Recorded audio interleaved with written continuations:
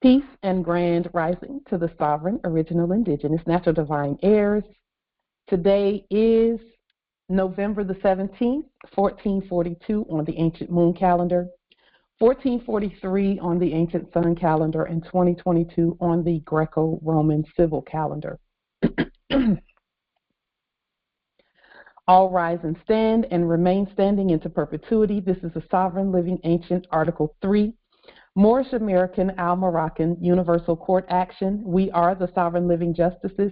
I am Pauline Denise Ritchie, and my free chosen sovereign appellation is Light Tajiri Bay. All are in Capitis Diminuto Nolo in red ink, in propria persona sui juris, in proprio solo, and in proprio heredes. All Moors are the original indigenous, sovereign, ancient, Al-Moroccan, Moorish American descendants of the great pharaohs of Kemet and of the ancient Moabites and Canaanites. Our full faith and trust, our allegiance, our credit, and our energy are hereby vested in ourselves. For we are the people who are the original indigenous, natural divine, sovereign, ancient empire state from Morocco. We're the de jure Moorish National Republic federal government. We are Washington District for Columbia, the ancient Washington District for Columbia. We are the Universal Moorish American Consulate and the Article 3 Moorish American Consular Court. Today we are executing and exercising the law by our sovereign capacity, which is the original indigenous, natural divine, sovereign, ancient Article 3 living United States District for Columbia Court, and we are the sovereign fiduciaries, secured creditors, executors, trustees, ministers, possessors, and beneficiaries in this cause for action. We are peace, we are one nation, one state, one empire, and one God. We hereby accept our sovereign ascension, issue a universal creditor's bill for possession against all judgment debtors, and exercise all sovereign rights at this time and at all points in time, nunc pro tunc. Is there anyone else who has a testament that they want to put on the record, or at least just let us know how your demonstrations? You can unmute yourselves if you choose to speak at this time. The table is open. Islam. Anyone else? Questions, testaments, etc. Wisdom.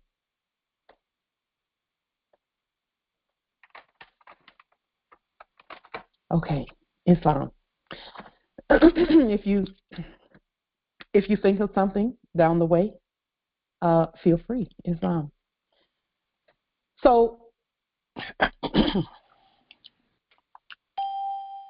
there is a little bit of noise coming from a couple of the backgrounds. So if you know that there's going to be noise in your background, if you'll star 6, that would be great so that everyone can hear Islam here. And we'll go ahead and star 6 for those who may or may not know that there's noise in the background. So what we're doing, what we've been doing this whole time is uplifting fallen humanity. And one of the ways that we have all done that is first by uplifting our own selves. We have to save ourselves first, and then we can assist others. So we specifically, this arm of Allah has decided to do a lot of our upliftment work in creating gold-backed money, in creating sound banking, and constitutional commerce for the whole earth. So everything that we use, we, the creditors, must create. So we can't use their things. We have to use our own. And then anything that they have is not theirs, it's ours. But again, we have to create it as ours. We do not have to reinvent the wheel. But what we do have to do is to produce and structure our own wheel. So in saying that, why would we use forms that we did not create that point to a debt system filled with pitfalls. Problems become solutions when we give the problem the right name through the process of creation, reconstruction, replication, and issuing from our sovereign living state and estate. We know that the entire fraud system started with the dead birth certificate that was issued by the dead corporate state. So yes, we will use our courts to properly rebut everything that was issued from the dead false womb that was the dead corporate state. Having said that, in our last Congressional Assembly, we talked about creating our own birth certificates. So we know that we have already created the 8.5 by 14 long affidavit for living birth, our living birth affidavits. We created those, we put it in red, in all lowercase letters in our national language, and then we put it in blue. And now we're saying, okay, now that we have created our affidavits and put them on the public record and done all the things we need to do with regard to pronouncing who we really are and proclaiming who we really are, we want to now create instruments in order to do commerce on the high seas so that our estate manifests at all levels.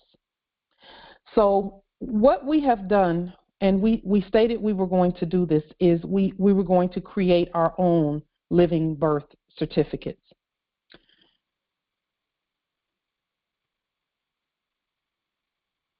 That is easily done by looking at the instruments that were created previously. They were actually subrogated, hypothecated documents that were issued by the dead United States Corporation Company. We can recreate them, and actually we're actually creating them fresh and new, and using that information in order to place our estate on the public record. Okay, our Prophet Noble Drew Ali said that we do have an estate in our names, and our names, a name is an all capitalized word. It's an instrument that we use. So we don't have names, but we own names. Okay, the name is a servant. So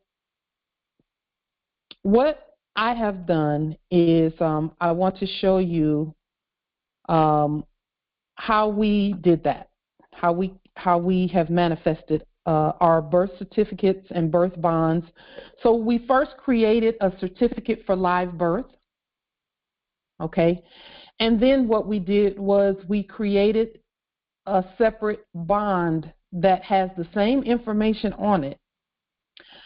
And the reason that we created a separate bond for that is so that the bond and the land go together.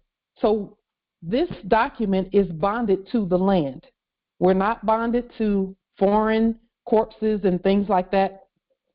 Those other documents did that. Okay, this bonds this document to the land, and we're the land. We're the land, we're the natural resources, we're the source of all resources. Okay, so what I did was I went ahead and created a living birth certificate bond for the servant that is Pauline Denise Ritchie. I put all of the information that was on the documents. So I looked at the form that they issued, and I took that information and put it. And again, we've liened the birth certificate that they issued, and now we're issuing our own.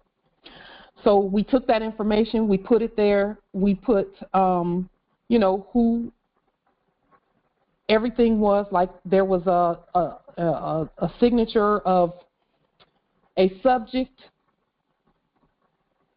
who assisted at the time of my born day, and so we put that signature here, and then we also put the signature of the one that was previously doing business as registrar. They are subjects here on our land.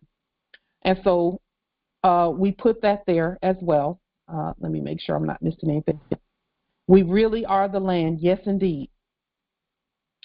And that is why it's important for us to create our own instruments, because we've always been the land, always have been, always will be.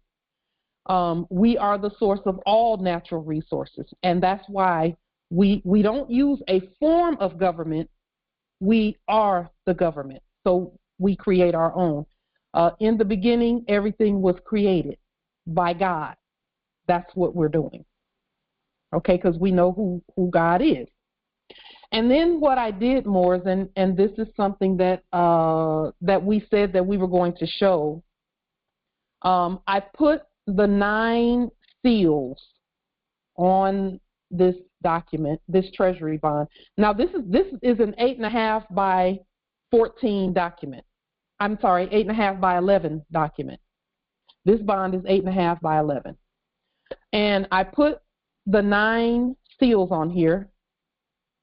These 9 seals include the treasury seals, the ancient ones that the ancestors had given me about a month ago. And I told you that they had given us the ancient treasury seals. How did I know they were ancient? Because of the words that were on them. So let me make these seals a little bit bigger so you can see them, and we'll go through each one.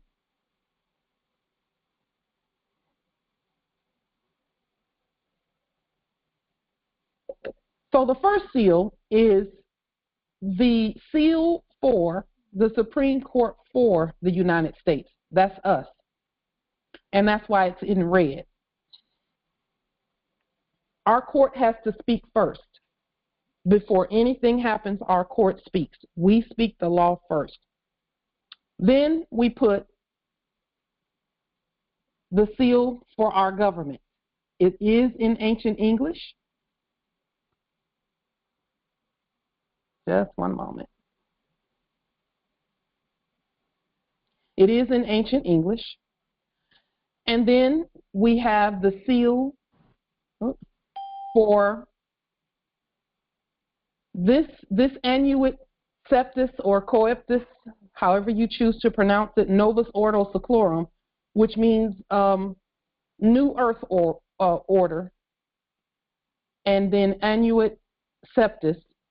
This document, or this seal, is the seal that should have been on the left, or actually the right-hand side of the money when we were in our sleep. If the money were to have remained sound, then the seal would have at least been in red. Somewhere on there would have been red ink on it.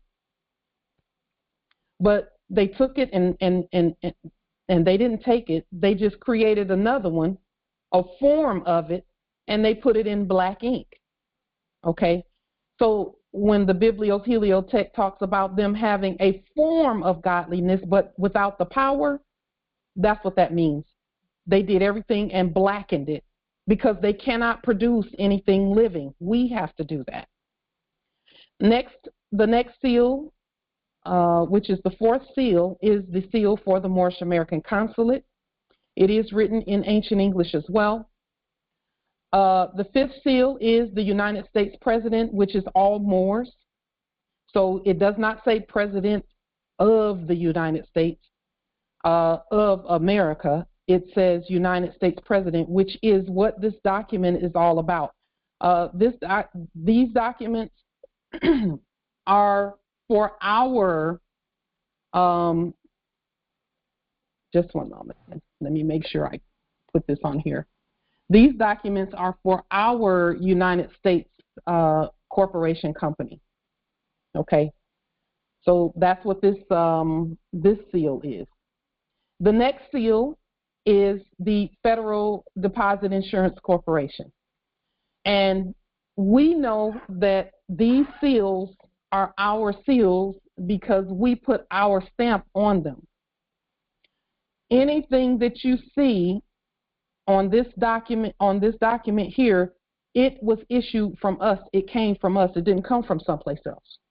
Okay.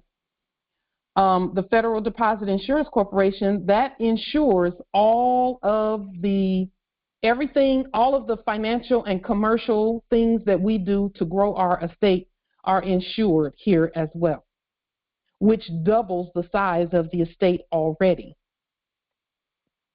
Because insurance is a separate entry, a separate credit entered into our books.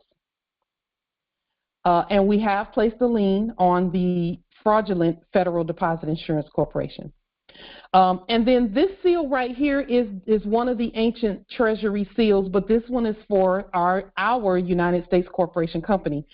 The inscription on it, and this is how I knew that this was the right seal, but we had to put our own stamp on it and everything. It says Thesar Amer Septent Sigil, which means Treasury for North America. Okay, these are the seals that our ancestors used, and this one indicates Washington, D.C., the living 10 by 10, which is what we're using here. Okay, but keep watching so that you can see how we also have the elevated Washington district, ancient district for Columbia, because that was the second seal that the ancestors gave a couple of weeks back. And then this seal right here is the currency controller seal. It looks a lot like the treasury seal, but it's a currency controller seal. Okay, it says pecunia domina, which means money master. This one right here, money master. And then when subjects are looking at that seal right there, what they're going to see is master for the money. So they will know that this seal belongs to their master. Okay. And then this is the seal for ancient Washington District for Columbia that the ancestors put in our hands a month ago as well, at the same time that they put this blue one in our hands, and they said, put your stamp on it, make it yours. And so Washington and district is spelled with an E for Columbia. These can be used all over the earth for all Moors, okay, for our financial documents and for our birth affidavits and things like that, okay? All of these seals, all 9 of them,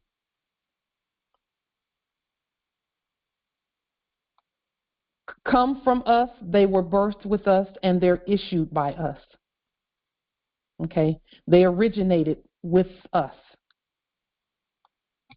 Islam. Islam, Empress. Question. So, when making checks, would we use one of them? You know how they have like the image in the back to show that the check is issued from a verified source, and then it has like a the hologram. Which seal would we use, or is it to our own deciding for that check? Can you explain that a little bit or expand on that, because I'm not sure what the question is? Well, because we are our own bank, right? And when we create our own checks, checks sometimes usually have on the back a seal or a seal on the check on the front. Yeah. So, yes, okay. So thank you for that question, Empress. The seal that you don't see on here is my family crest. It's the Ritchie family seal, or the Lawhorn family seal, or the Lassick family. I could pull family crest from any part of my own estate and put that on there. On the checks? Yes. On the ones that you're issuing from your vast estate. Okay. And then this is the check part that I'm about to show you here at the bottom. So this check and it's clearer as it gets smaller. It's a lot clearer. This check is part of this bond, so this check doesn't ever go anywhere. It's part of the bond because the birth certificate bond is right there. Okay, and this check just shows that what's in the estate and when it was given, and it has certain numbers and things, and these numbers will change for my actual one, but this is exactly what it looks like. These numbers here at the bottom are this number 000000518. If someone wants to Google this number so that you will know where this number came from, please do so, and then let us know what you find with this number right here. And then this next number is my sovereign security number or my state security number. Okay, and then this is the check number or the bond number. Okay, and so this is what you call an original indigenous corpus sanctum treasury bond. This is what creditor bonds look like. Okay, this tells you who's the creditor and who's the debtor. Okay, Islam, I Googled it. and what did it say? It's the U.S. government checks routing number. Yes, it is. So now remember the form that we showed you where we let's show that form really quickly. The form that we showed last week or on our last call. It is the fiduciary form, the power for attorney form that we have.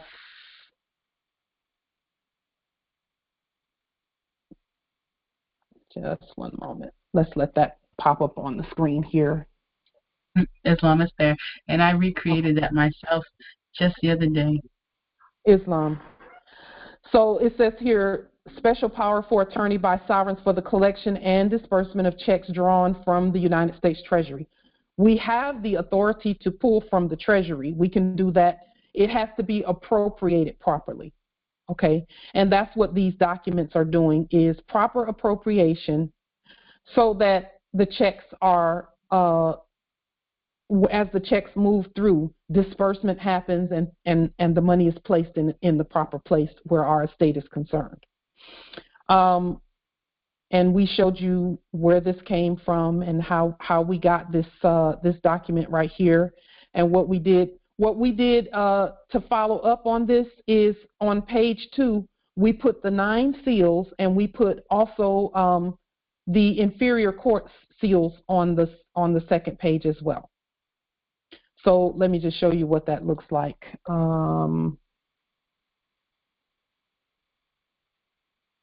Let's see. We'll show you what the 9 seals looks like.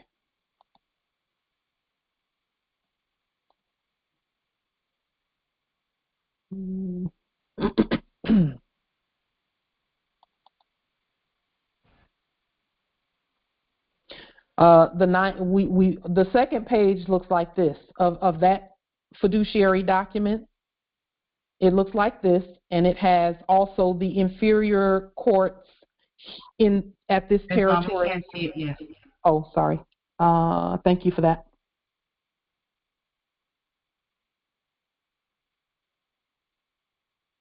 Oh.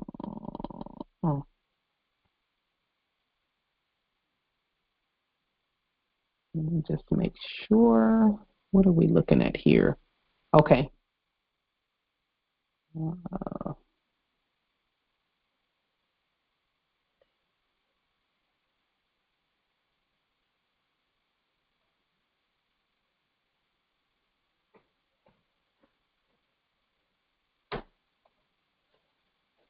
Just one moment. Thank you for letting me know.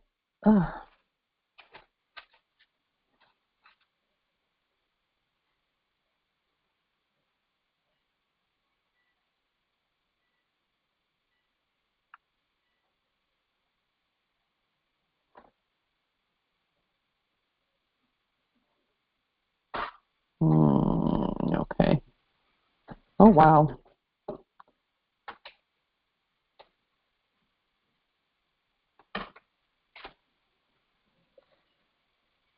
Let me get my share button here. There. Okay. I believe it's on the screen now. So this is what the second page looks like. It has all the seals, and it also has the inferior court seals. This one is purple. This one is blue and red. This one is purple. This one is blue and red as well. Okay. And so we have all of the seals that we need in order to address any issues in terms of authority. Okay. Now, yes, it is the U.S. Treasury routing number, Empress in the chat. So, yes, the seals will be made available for Moors to download.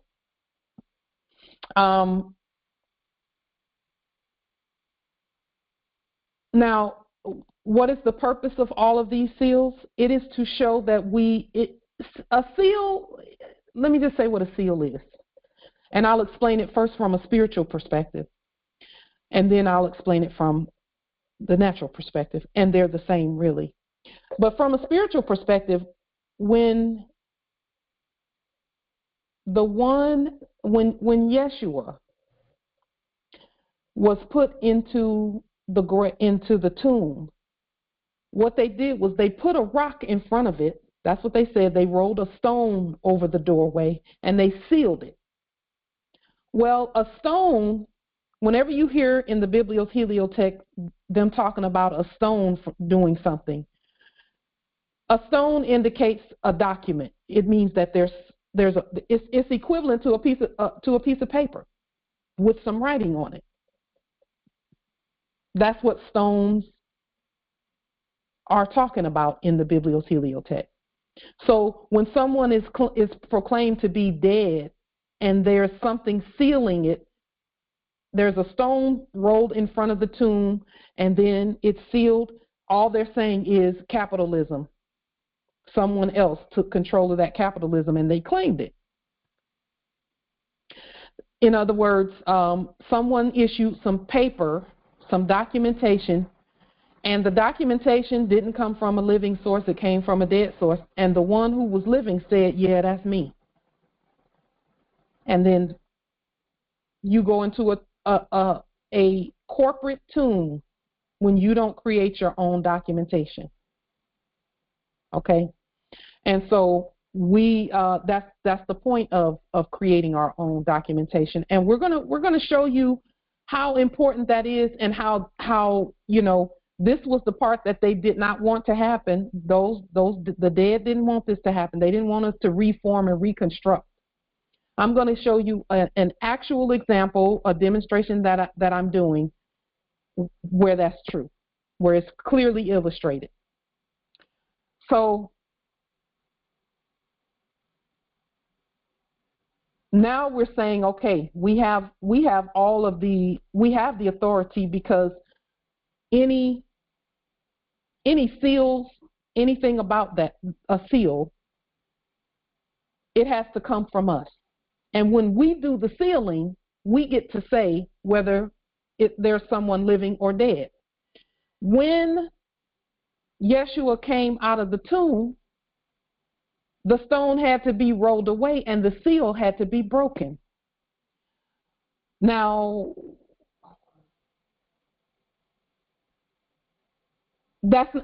actually that was what you're saying in the chat. Empress Chitali says you have 3 days to cancel the contract. He rolls in 3 days. Yes, there's no time limit on fraud, because that's fraud. The contracting with them is fraud. And so we just start from the very beginning and do what we have to do.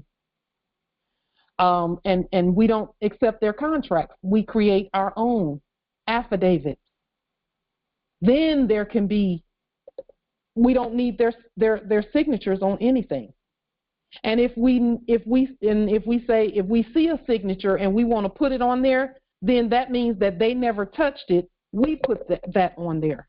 So when you see us pulling signatures off from the internet and putting them on things, we didn't need their agreement to do that.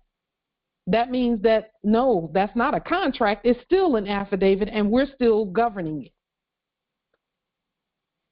So this is what the second page looks like of the document that I just showed you, where this document, the Treasury document, okay, this fiscal Treasury document. And so with us having this makes it so that we can, we can start creating checks and things like that. And again, we have to, all we're doing where banks are concerned, because we're the bank, is just notifying custodians or subjects, rather, because the bank is in our custody. That's what this is all about, is who has custody of the right to put some things on paper and have that paper honored. The bank is in our custody because we can prove that. What instruments is it based on? Because, see, they were accepting signatures based on some documents that they created and called it a birth certificate and called it a social security number and called it a driver's license and all of that. No, we got our own everything. And all of ours, because it starts with us and it's issued with us, it's gold backed. Why? Because we are the land. The land is not, if you go outside and touch that dirt out there, you might as well be touching yourself. Period. Because everything that we're made of is there too. And everything that's there, we're made of that too. We have gold and silver circulating in our blood and in our bodies. And that's why monoatomic metals and things like that, monoatomic, that means in their most basic form. Listen, if you want to see some Moors doing some magical powers and all of that, just start taking monoatomic metals such as gold and silver and ingesting small amounts of monoatomic gold. And it comes in flakes. We've seen people doing that because they're trying to point and say Moors, that's where everything comes from, the earth. So when you put these things that we're doing together, then there's no question about where the resources come from. No question about it. In order for us to create straight from the Treasury, that's Treasury Direct right there.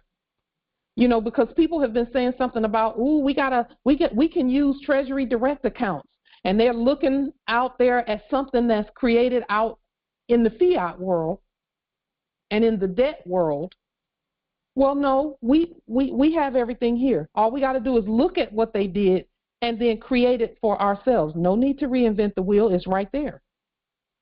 But we're not going to use their forms because their forms point to a non-existent system. It doesn't exist. Okay? So now, we're walking step by step onto our estate, period.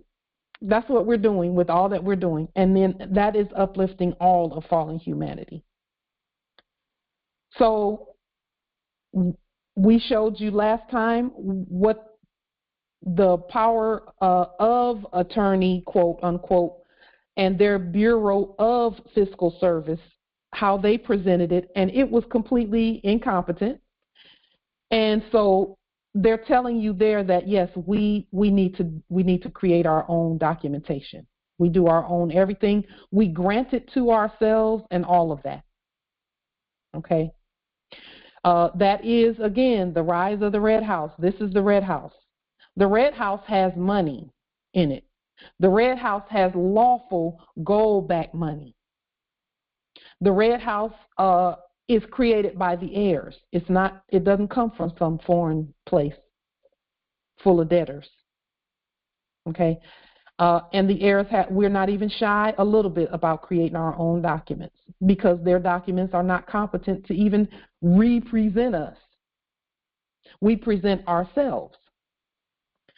And that's according to the law, period. For those who want to look and see how when we present ourselves commercially, we are to do it ourselves and not try to be the authorized representative of a dead corpse. You can look at Federal Rule for Civil Procedure, Title 4, Section 17 and 18, and it talks about the identity, and if there's a fraudulent identity being put out there, that you can actually use those Federal Rules for Civil Procedure. You're the fiduciary, and then you say, this is applied to the all caps, subject or servant of mine. So Pauline Denise Ritchie in all caps. That's a subject of mine. That's a servant of mine. It goes and does. She goes and does as commanded in terms of picking up all the perks and all the benefits of being on the land, And whenever anyone tries to apply their person, we say, no, that's not me. Here, I'm in control of me, and I'm putting me on the record to gain the benefit and to use my nationality to keep from being molested, and not only that, but to actually collect the credits. So that's what we're doing here, is collecting credit, because we have it. We had to build the bridge to it. And so we don't contract with them because we don't have to. We can look at the purchase orders and look at the things that they create and create our own. So now, with that being said, I want to show you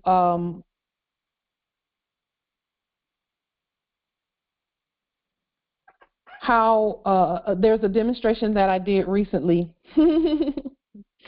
So a couple of weeks ago, I told you last Saturday, I believe it was last Saturday, I was traveling in my conveyance.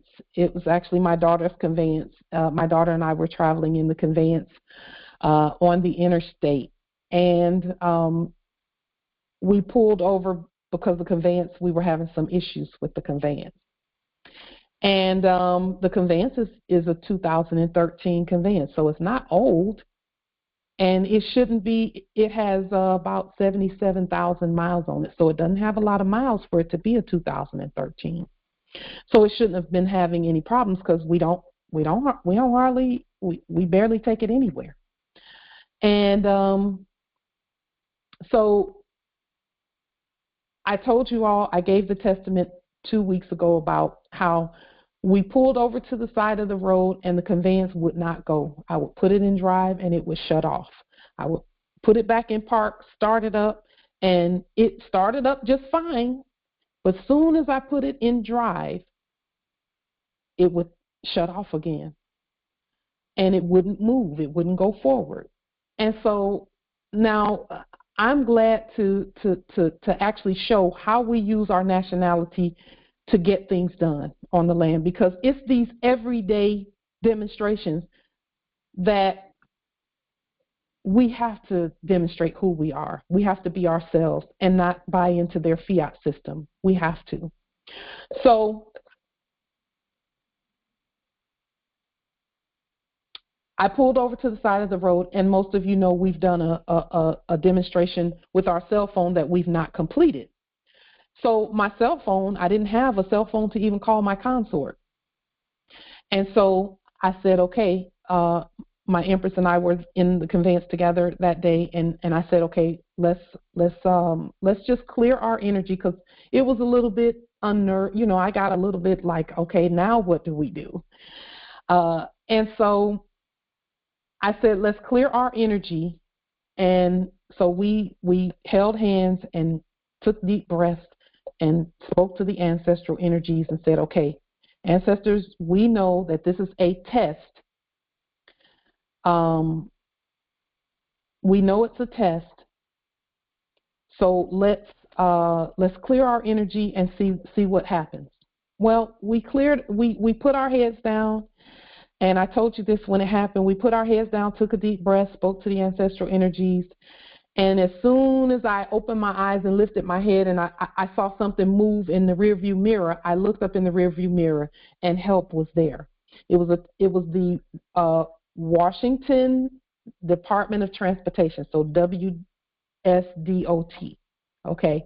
Now, as you know, we've liened the fraudulent Washington, so the service came and there was no fiat that needed to be exchanged. They were not trying to do court actions or asking for ID. None of that took place.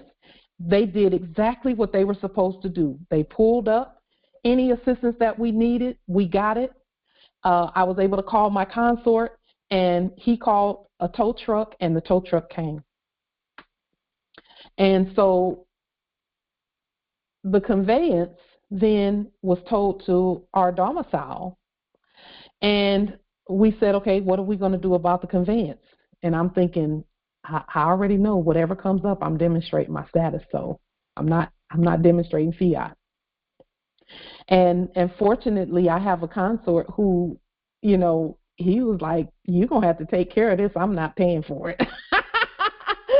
And so I was like, you know what? That's great, because that will give me an opportunity to demonstrate my status. So let's get on into this demonstration and see what happens. So we had the free towing, or it's actually prepaid towing. And so it was the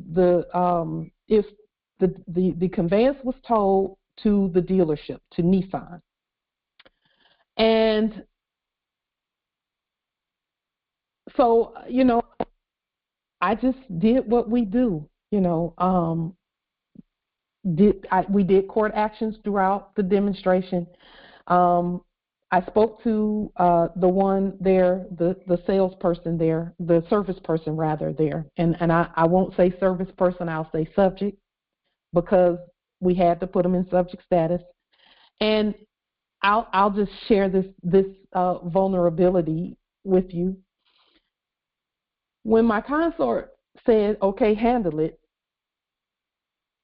I was a little nervous, because I'm thinking I'm about to do a court action in front of all these people.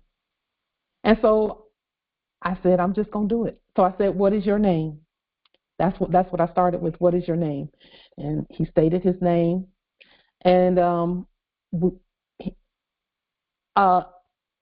let me say this. I want to thank Justice Izine.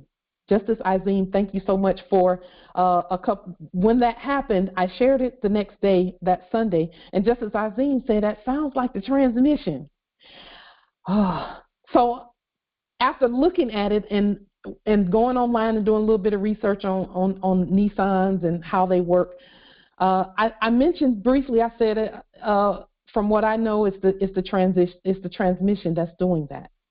So I explained that, you know, when we put it in drive, et cetera, and so they took, you know, they said, "Okay, we'll make an appointment for this date," you know, and it was the appointment. This is the crazy part. The appointment was made for the 8th, which is the full moon, and we were fasting at that time anyway.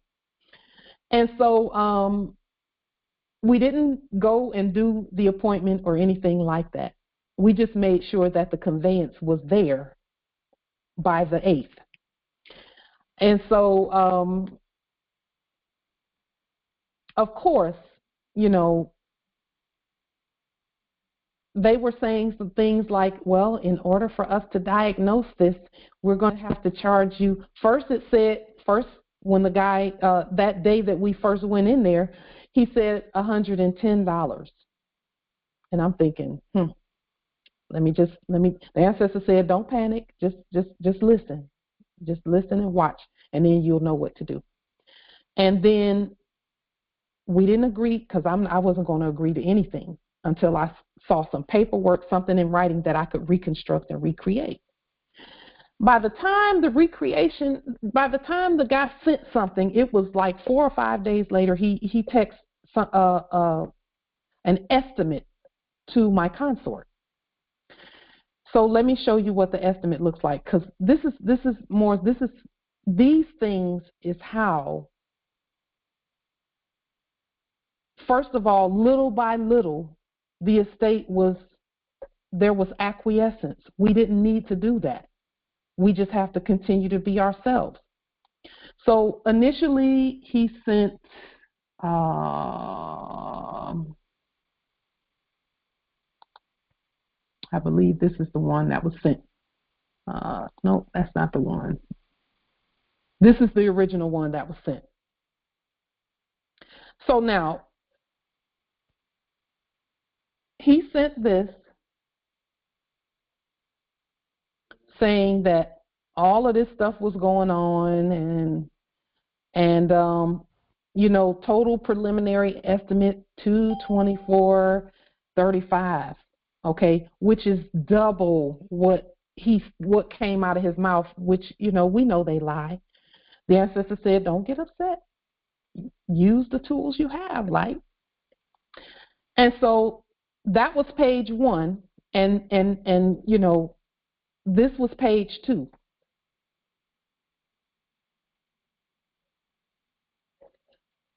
And so when I saw this, my consort showed it to me about 3 or 4 days after the conveyance was there, because on the 8th, I believe, was when he sent this to my consort. And so I didn't panic. I just waited a few days, because at first I was thinking, okay, ancestors, I'm not using fiat, so I'm just going to wait until I hear from you, from within me, on how to do this. And so I waited a couple of days, a few more days. I waited because I said, I'm going to do the right thing. But I know that when we first are presented with a demonstration to do Moorish, sometimes we may get a little afraid or not know what to do. The ancestors have taught me to just take a deep breath and just wait. You don't have to respond right away. Just wait. And so I said, okay, I'm just going to wait until they tell me what to do. And slowly but surely, over that time period, as I calmed down and did not acquiesce to that, they started giving me what to do. And it's the same things we talk about on the calls, but when your emotions get involved, you're like, oh, okay, what do I do? Because this is real life application of what we always talk about. How do we deal with this on our land? And so he called my consort, or actually I think my consort called him about 2 or 3 days after receiving this, and my consort and I were talking about it, and the energies were just crazy with us talking about it, because I was thinking, let me handle it. I can handle it, because he was my consort, and my consort means well. He was saying I would just go on and sign it, and so that they can get working on it, which is, if I was asleep, I would probably agree with that. But the ancestors said, don't do anything until you know what to do. And so I said, okay, I'm just going to wait until I know what to do. But I told my consort I'm going to handle it. So then when my consort and the subject were on the phone, he was saying, well, we just need a signature, and we'll go ahead and get started on working on your car. And that sounded innocent enough.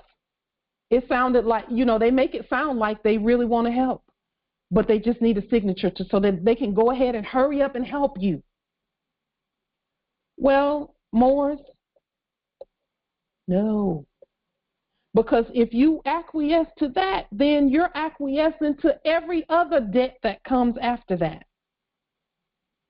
And so my consort handed me the phone. He said, here, he's on the phone, And so I said, what is your name? And he said his name. And I said, and then I said, I started asking questions. And as I was asking questions, he knew what I was doing. And he was trying to ask questions ahead. And the one question he asked, the first question he asked was, well, can you give me your address? Well, we know what address is all about when they say it. I said, any questions that you have will be answered in the paperwork that I send you. And he kept trying to ask questions because he wanted to do a court action on me and get jurisdiction over me. We know what questions is when whoever is doing the asking is acting as the king. That's called interrogation. It's questioning. And all court actions have questions in them. And whoever is asking the questions is leading the way, because that means they have the authority to have you answer, because you answer to whoever has authority over you. And so we don't do that. We turn that around and make it what it should be. And so I just kept saying, and I was nervous at the time, but I was still saying, any questions you have will be answered in the documentation that I send you. And as soon as I said that, I could feel my boldness coming back, because that was the right answer. The ancestors let me know in my spirit that that's what you say. Because you're not answering any questions, you're just giving a command that any questions you have will be answered in the documentation that I send you. So and then he said, well, I can't start working on the car until I have your signature on this document. Any questions that you have will be answered in the paperwork. So the ancestor said, okay, you see what's going on here. Now, Moors, look at this. It doesn't even have their logos or nothing on it. It doesn't have anything. It's almost like they've been stripped of who they were claiming to be. We know who did that. So I said, okay, now look at this stuff right here. Look at this stuff. They were trying, it says here, engine system concern. Client states that the car starts but dies while in gear. Client car was towed in with no information attached. That's a lie. First of all, I'm not their client. They are my subjects. Okay, that's number one. There's a question that someone asked me about the form previously, about why is that form in red ink. You can put it in blue ink if you choose to. When you're talking about the living treasury, you want that to be in red. And then as you're doing commerce, you can do your documents that you're going to be paying for in blue, or you can even do them in black if you want to. It doesn't matter, as long as it's stated that any payments are on the land, because red is the land jurisdiction. Okay. And once you anchor what you're doing on the land, then you can use whatever color ink you want to use.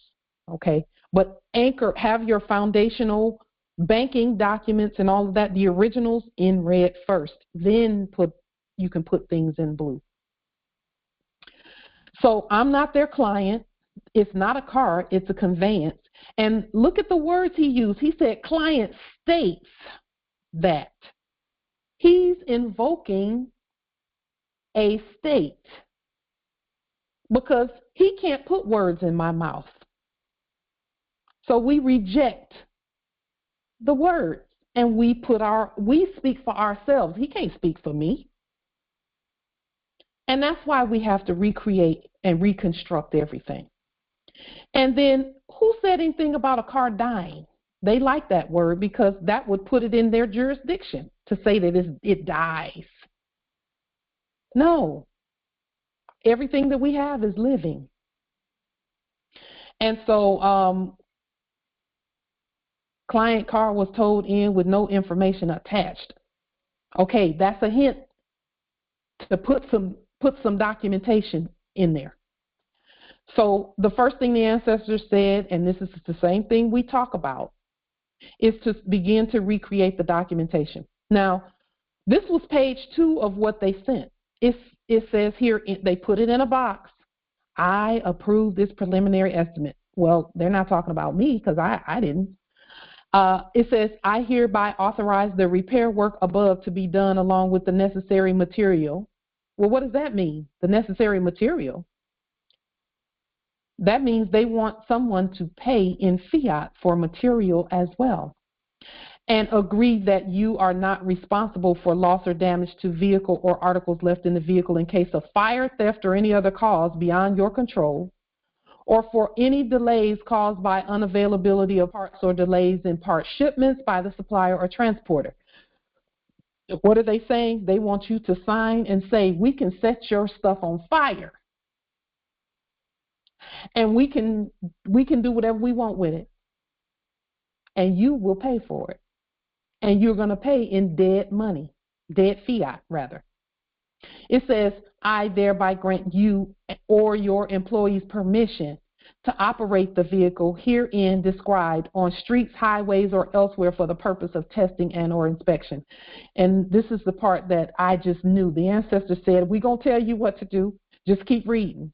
It says, an express mechanics lien is hereby acknowledged on above vehicle to secure the amount of repairs thereto. Oh, so they were going to do a lien. Oh, no. I don't agree to that. So you already know where we went with this. Because, again, we're the creditor. Why would we let someone debt us and then sign it? No. It says any warranties on products sold hereby are those made by the manufacturer. So all they're doing is saying they're saying they're a bunch of bandits unless we say otherwise. That they're not responsible for anything. They don't have to pay for anything. They don't have to do anything. They can do whatever they want, and we're supposed to pay for it. No, and more no. No. The seller hereby expressly disclaims all warranties, express or implied, including any implied warranty of merchantability or fitness for a particular purpose, and the seller neither assumes nor authorizes any other person to assume for it liability in connection with the sale of said product. Any limitation contained herein does not apply where prohibited by law.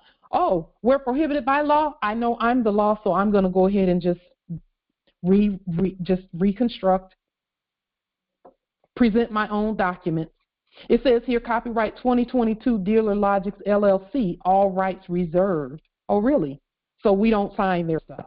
We are going to reconstruct. So, Moors, when you're faced with these things, some people will say, well, the results you got, I could have got that. They're not playing that way anymore, and that's why the citizens are so in an uproar, because things that used to be a simple exchange have turned into debt and debt and more debt and more debt and more debt on them citizens. And so it's kind of like in from the spirit realm, it's like when Moses would do something, he would throw down his staff, it would turn into a snake, and the magicians, the Pharaoh, quote unquote, would call, and it was a fake one. It wasn't a real Pharaoh. We're the real Pharaohs.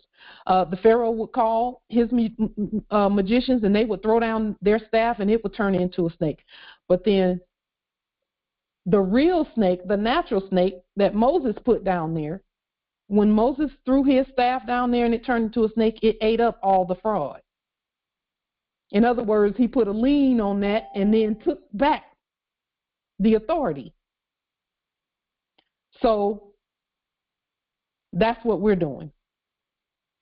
So then I said, okay, I'm going to go ahead and recreate the documents. I'm going to do a lien. I'm going to do whatever I need to do in order to express who we really are. Now, Moors, I'll tell you, when you decide that you're going to demonstrate your status, when you decide that you're going to demonstrate your sovereign status, I'm telling you from the very beginning, our ancestors will honor what you do, and they will show you what was hidden behind something that seemed like a simple, oh, just sign this. It's fine. It's just, and some would even say, oh, it's only $224. Just sign it. No, because there's a whole bunch of stuff behind it that you don't necessarily see, and they're not going to tell you. So I said, okay, let me just go ahead and start reconstructing the paperwork, and looking at it. And in order for me to reconstruct it, I had to actually look at the paperwork. So as I started looking at what he initially sent, let me see, this might be that document that he sent initially. Because I had my consort to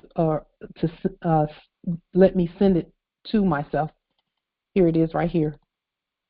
So as I looked at it, I said, okay, I'm going to reconstruct this. Here's the document. Okay. But this is obviously something that they have in a computer where they can change the numbers on it even after it's sent. Because initially he sent one, let me show you what the original one looked like. And I just showed you what it looked like. But when they initially sent that thing, it was disgusting.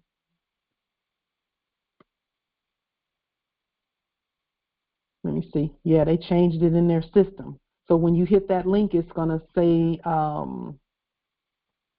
it doesn't say this $224 right here. Okay. So now I said, okay, let me go ahead and start reconstructing this document. Oops. So I started reconstructing it. And let me show you my reconstructed one. Because some things came out as I was reconstructing the document that I would have not known if I hadn't actually went ahead and started doing this demonstration. I would have never known this. So let me see.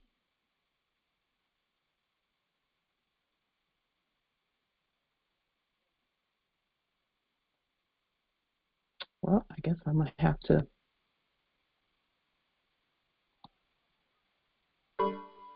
So here's what I did.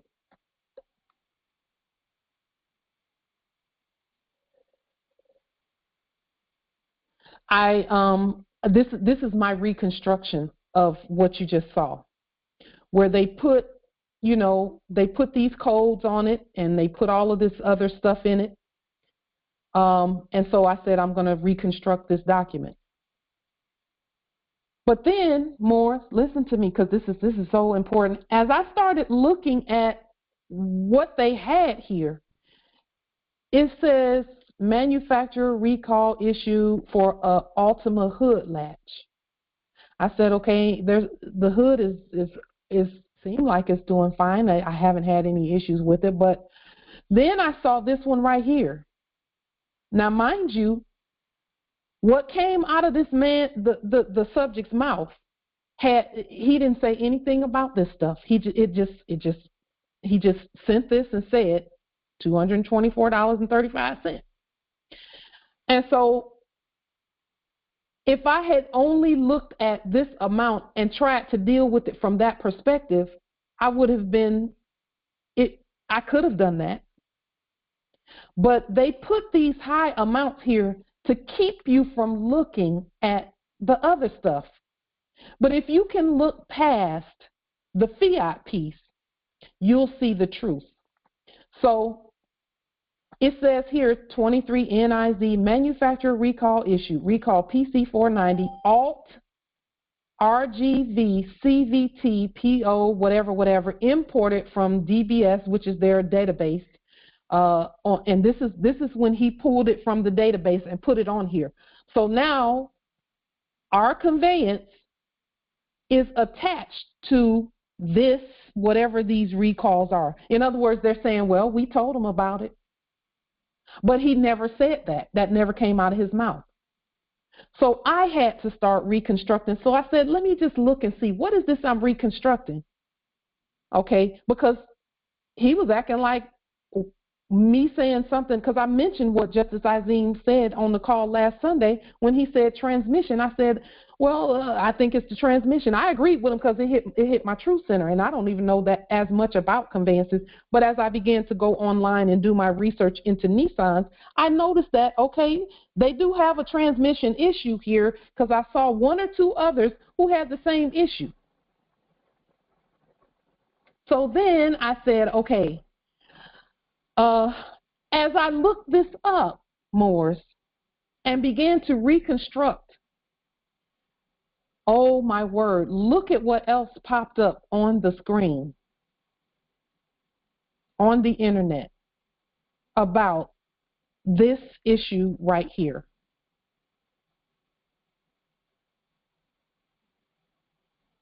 So I'm going to put in Nissan manufacturer recall PC490 on the internet. I'm just going to go look it up. Now, again, this is how we should look at everything as we're reconstructing it.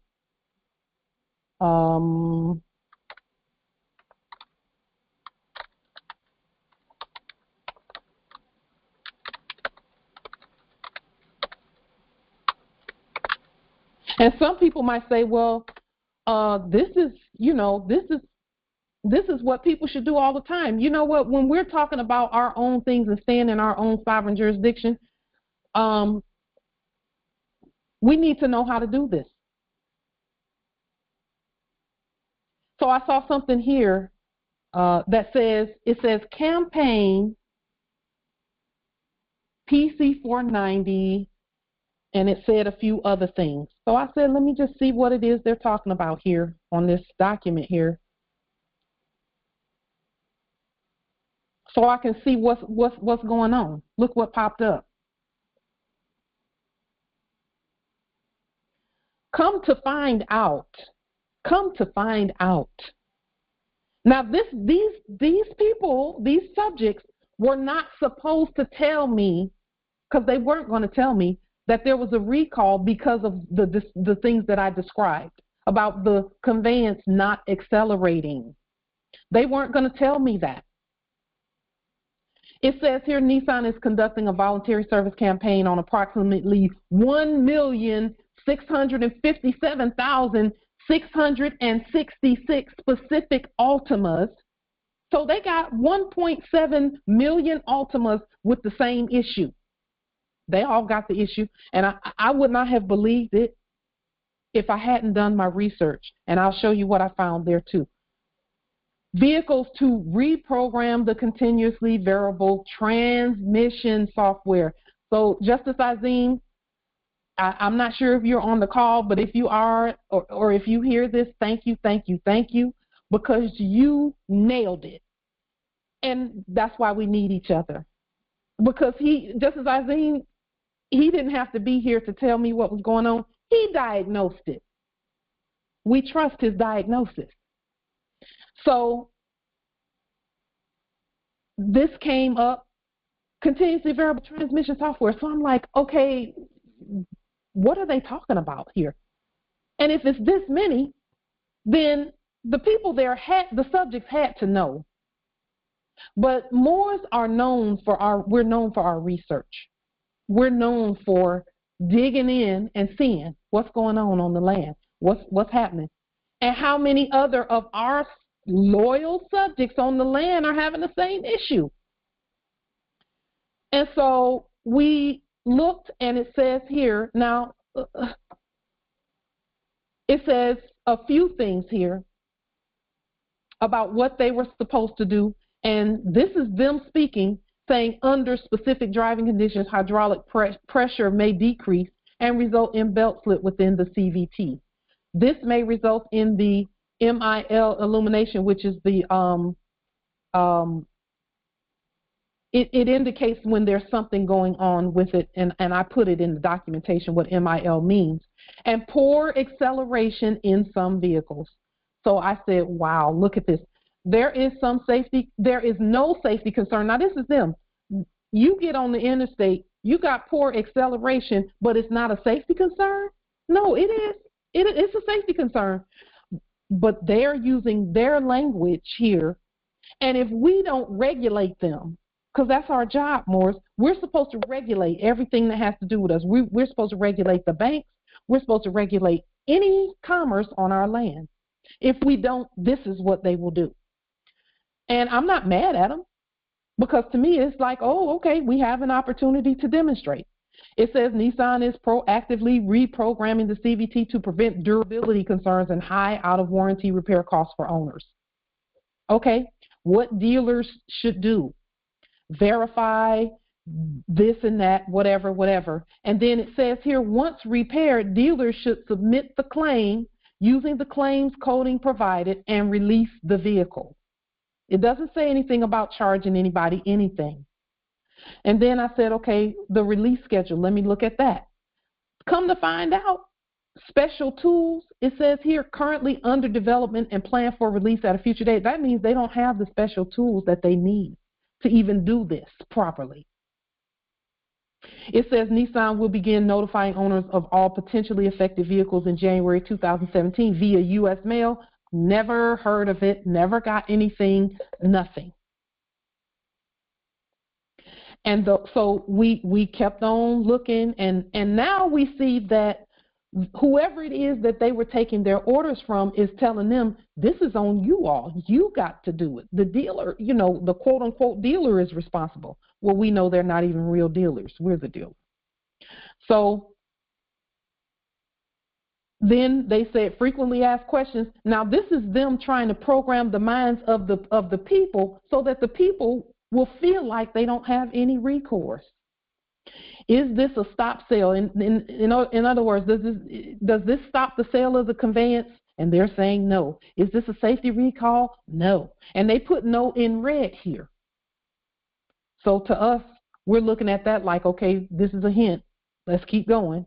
Now, this is their documentation, okay, which is a court action that we have to rebut properly because they're not a real court. It says, what is the reason for this? And they talk about it here. What is the possible effect? Hydraulic pressure may decrease, poor acceleration, etc. What will be the corrective action? Dealer will reprogram the software. So they're saying it's a software issue. It says this. Now look at this. It says this service should take approximately 1 hour to complete. However, the Nissan dealer may require the vehicle for a longer period of time based upon the dealer's work schedule. All services will be provided at no cost for parts and labor. No cost. So then why is he saying anything about the labor that they do to even diagnose it being $224 and some change? Why is that? Because he's trying to gain jurisdiction and put their debt onto us. So we don't ever I don't care if it's an ice cream cone, do not let them put debt onto you, Morris. Be yourselves. It says Nissan will begin notifying, etc. The remedy, and it says, are parts readily available? The remedy involves programming. No other parts are required for this campaign. Software is currently available on Assist. Well, they're just saying, no, this is the remedy. This is the remedy. And this remedy should work. If not, it's going to be something else. Well, we're going to rebut all of that. So we had to recreate this document. Is my vehicle safe to drive? Yes. How do they know? How do they know? And that doesn't make sense with what they said about acceleration. If the vehicle does not accelerate and you get onto the interstate, that is not safe. And it's 1.6 million vehicles out there like that. It says, will a rental vehicle be provided while the dealer is servicing the vehicle if a TCM fails during reprogramming and parts replacement is necessary? If a TCM fails during reprogramming, that means if their proposed remedy doesn't work, then a rental is available. Well, no, a rental is available because it's not working in the first place. And so they put some things here about how to get the rental. It says, I have lost confidence in the vehicle. Will Nissan replace or repurchase the vehicle? The remedy will fully correct this condition. How do you know? You just said right up here that if it fails and parts replacement is necessary, that means that could fail too. And then if the vehicle, since the vehicle is a 2013 vehicle, okay, in Greco-Roman years, if it's a 2013 and you order the exact same part, then you haven't really done anything, because they're not saying that it's because of wear and tear. They're saying that the part needs to be replaced. If you replace it with the same thing, it's going to have the same problem, probably, right? And so it says the remedy will fully correct this condition. As the condition will be corrected, there is no basis for repurchasing or replacing your vehicle. There is no basis. Okay, we're going to present the basis. Okay, in our reconstruction, is there anything owners can do to mitigate the condition? No. Yes, there is. Yes, see, all they're doing with all of this is trying to program you into thinking you're at their mercy. Well, they're subjects, so we're not at their mercy. Is there any charge for the reprogramming? No. The remedy? No. It says here, no, the remedy will be performed for the customer free of charge for parts and labor. So where did 224 come from? Islam. Islam, Empress. Well, something caught my eye and ear when it keeps coming up with the word campaign, right? Yes. So I looked up the word definition. Mm-hmm. It says the first one, an organized course of action to achieve a goal. And then the number 2 is the more striking one. Hold on. A series of military operations intended to achieve a particular objective confined to a particular area or involving a specific type of fighting. A series of military operations. A series of military operations. Debt, trying to put the debt on the Moors and making it seem like, oh, all you have to do is just sign here and it'll be fixed. They use campaign several times. Several times they use that word campaign. They put it at the top of this document. Dear God, wow. And they said it twice. Big as day. No, 3 times. Service campaign in green, campaign bulletin. It's throughout the document. Bulletin, voluntary service campaign. Wow. And now listen, look at this word bulletin. When you send out a bulletin, the root word is bullet. Mm-hmm. And now think papal bulls. Think that. Papal bulls. So you know where this started from. It started in the spirit realm. And they're not saying public works. They're saying service. In other words, can the dead continue to operate on this land? The United States Corporation Company, the dead one, they were doing services instead of, and service is a military word too. Are you in the service? That's a military word. So this looks innocent, doesn't it? Look innocent? But it's a military operation. Ding! Military operations and military occupation happens like that on paper. And what they're doing now is saying, okay, let's break out the debt and see how the Moors do. Well, that's why we felt it necessary to put it on the public record, how we do, so that we all know it's not as simple as they try and make it seem. Now, keep in mind, I had to dig this up myself and know that it's a military. And not only that, I had to show it on here to know that it's a military operation. To put that debt over on the Moors. These types of operations are specifically geared towards the Moors. Make no mistake about it. They ain't thinking about no citizens. They thinking about you. Yes. So I looked up the word summary because it's right there. It says campaign summary. Yes. A brief statement or account of the main points of something. account. So that's a banking term. Yes. They want to keep that fiat flowing. Mm-hmm. And then it says number 1 for adjective, dispensing with needless details or formatless brief. And then number 2 is law, of judicial process, conducted without the customary legal formalities. Come on now. That's the summary. Empress Shasha put in the chat, it sounds like the banking manifesto. Indeed, Empress, it is. They're trying to escheat, like Empress Jatali said in the chat. Nobility, I heard Empress and Angel, thank you. Islam. Yeah, you're very welcome. You're welcome. This is Izim. I was having trouble with my phone. That's why I couldn't respond when you called me out.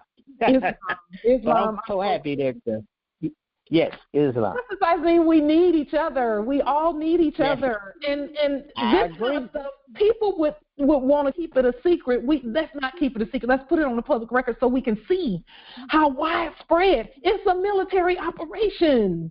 Pauline, your mom and dad must be proud of you. Transmissions, a military operation. How is a transmission a military operation? How does that happen? Transmit. They constantly transmitting signals. Wow. That's good, Justice Izine. That is good. That's really good. You see that? Islam, I got the definition for transmission. Yes. Transmission, the action or process of transmitting something or the state of being transmitted. Ooh, state. The state. That means what state are you at? Are you the state or no? Or are you going to stay in a dead state? No. Something this simple. It started out as a little $110 exchange. Oh, we just need 110, and he said that out of his mouth. 110 to do a diagnostic. It's a military operation. And look at the number here. When I saw these numbers, I said, okay, the ancestors are definitely sending some messages here. 1,657,666. That's how you know it's a military operation, and they know it's a military operation. So now, it says voluntary service campaign. Those are military terms. Are you volunteering to be in the service? I'm volunteering to be in our service. And then it says, attention, dealer, principal, sales, service, and parts managers. That's us. Okay. You're talking to us. Because they're none of that. So I said, okay, I looked through it more, and all I could see, the ancestors were speaking and speaking and speaking and speaking throughout me looking at this whole thing. They just kept speaking. It says, will I have to take my vehicle back to the selling dealer to have the service performed? No. Any military operation can be done at voluntary emissions service campaign. Now, when I saw this too, it says, no, any authorized Nissan dealer is able to perform the voluntary emissions service campaign. And I'm thinking, well, it didn't say anything about emissions. So what are they talking about? They changed the name of the military campaign already to say, what are you going to be emitting? What's coming from you? Is it dead language, or is it the breath of life, the breath for life? Islam, Empress. Karima Bay, Virginia Territory. I just wanted to interject. You mentioned military service, and I'm doing a demonstration as it relates to the corporate form for the Department of Motor Vehicles, just to get a simple identification card. People between the ages of 18 and 24 are automatically enlisted into the service just by getting that card. So I wanted to mention that on the public record, that we know that, and I'm recreating the form and making some additions to that form. You actually, Pauline, your parents must be proud of you. You know what I would do?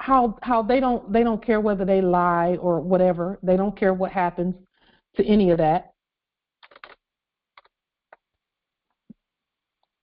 Just one moment. Let me pull up what else I found online about this.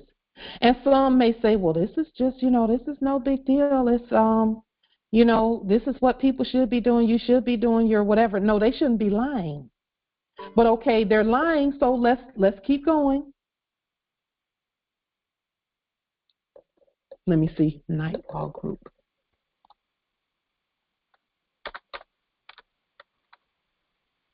Because I said, I wonder how many other people are having this same issue. If there's a recall on it, what's really going on? Did a little more research, and this came up. All the year models, because see, they were. This says, I understand. We don't understand. We don't stand under nothing. Computers can't stand under anything. It says here, faulty vehicles, the Rogue, the Altima, and the Pathfinder. And then this is the issue right here. Engine will not start, defective throttle body, loss of power, check engine light, etc. etc. Now, again, we're not mad at Nissan. All we're doing is making sure that military operations are in our favor, that we're doing the operation, and we're at peace. So we don't have to do military operations on anybody. So how does I looked through this, and they put testaments up from people who had all different year models and all of that kind of stuff, all different year models. Let me see if these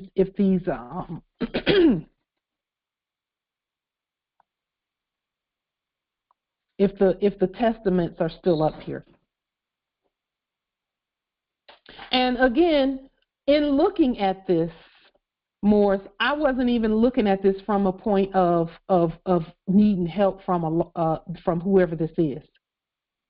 I'm looking at it from the standpoint of, okay,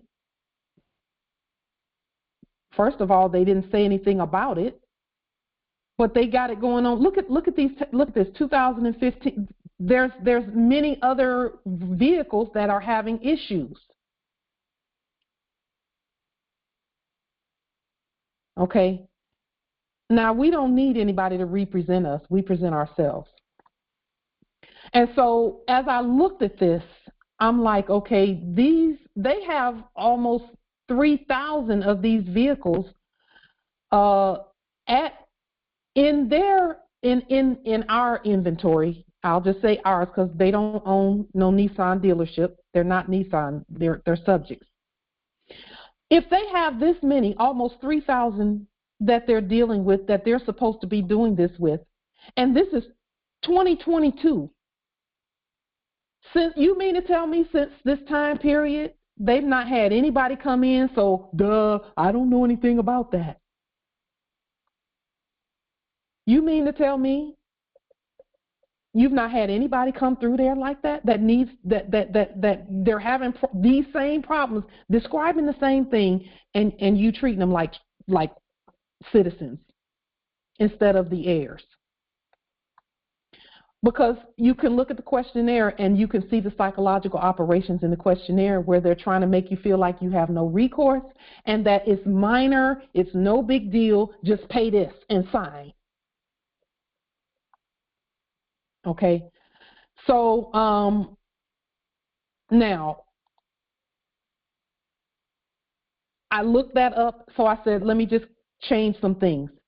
I put here, I just went throughout this whole thing and started changing some things. I changed it from them saying, oh, it's just an occasional, driving condition, because in theirs, they said, just a moment, let me see what did they say in theirs. In their document, they said under specific driving conditions. Well, to me, that just means if you're driving and not traveling, if you're dead and not alive. That's what that means to me. So I said, during general travel conditions, hydraulic pressure may decrease and result in, etc. I said, there is a safety issue due to built-in fail-safe logic. Okay. And then I changed some other things. I said, verify vehicle. This is what the dealer should do because we're regulating them. Verify vehicles that are affected by this mandatory work campaign using ServiceCom ID PC490. It says dealers are required to repair any affected vehicles in dealer new or pre-owned inventory to ensure beneficiary satisfaction, because we're the beneficiary. We're not your clients. You're our subjects. Okay? And then I said, once repaired, I changed some things here. I looked at that, all of this. I said via United States Post Office mailing, because in the other one they said u.s.mail, which they did not do. And throughout, I took out the word service and put in the word work, because this is public works. And then I said, is this a stop sale? Yep, stop selling it. Stop selling your conveyances, because it's a problem. It's a safety issue. Is this a safety recall? Yes, it is. What is the reason for this mandatory work campaign? And then I changed it here. I put some things in red. What is the possible effect? It says, according to owners, that's us, during general travel conditions, hydraulic pressure may decrease. And all I did was take the language that was there and put it in its proper place. Okay? And then what will be the corrective action? I told them what the corrective action was going to be. Dealership will reprogram the software. Of course, yes, you're going to do that anyway. And if remedy and restoration to the beneficiary satisfaction is not obtained by this action, then all other methods to remedy shall be employed to include a replacement or repurchased vehicle. So we get to regulate them. They don't regulate themselves. How long will this take? It says there what it says, and I changed some things there. All related work shall be provided at no cost for parts and labor, fees, or costs, period. This is our documentation that we sent back. And then, we added some things and we put our own information in there. It says the stated initial remedy involves reprogramming, which requires parts listed on the work campaign bulletin at special tools, which can be accessed by dealerships as stated. Should additional remedy involving parts be necessary, genuine Nissan parts shall be obtained readily from local parts suppliers and manufacturers for Nissan North America, Inc., which is under our jurisdiction, not theirs. Is my vehicle safe to drive? And I put this. We do not recommend driving the vehicle because you can't tell sovereigns what to do, but you can surely make suggestions. We do not recommend driving the vehicle and strongly suggest that this mandatory recall be adhered to by all beneficiaries. Will a rental vehicle be provided while the dealer is servicing the vehicle? And we put what we put here. Rental is available while parts are on order and throughout the time for completion for the work. So at all times during this, a rental is available. It says if the beneficiary states that the vehicle is no longer a trustworthy property, will Nissan repurchase or replace the vehicle? If the initial reprogramming does not remedy the issue, all other measures to remedy the issue to the satisfaction of the beneficiary shall be done to include repurchase or replacement of the vehicle. And we just went throughout and we'll post this under the video as well so that you can look at how we changed it. And then you can go out on the web and find that stuff that they put out there, which we command that they change it to what we said. And then, they had down here customers for customer affairs. We said for beneficiary affairs. Okay, and they had, please inform us of the dealer where you will have the corrective actions completed. When they use the word action, that means it's court action time. So then I said, okay, the ancestors gave me the information that I needed in order to continue to recreate what they sent initially. So this is the recreation of the document where first I recreated the service campaign, and because it's not a service campaign, it's a work campaign. Okay, it's our action on our land. We get to say.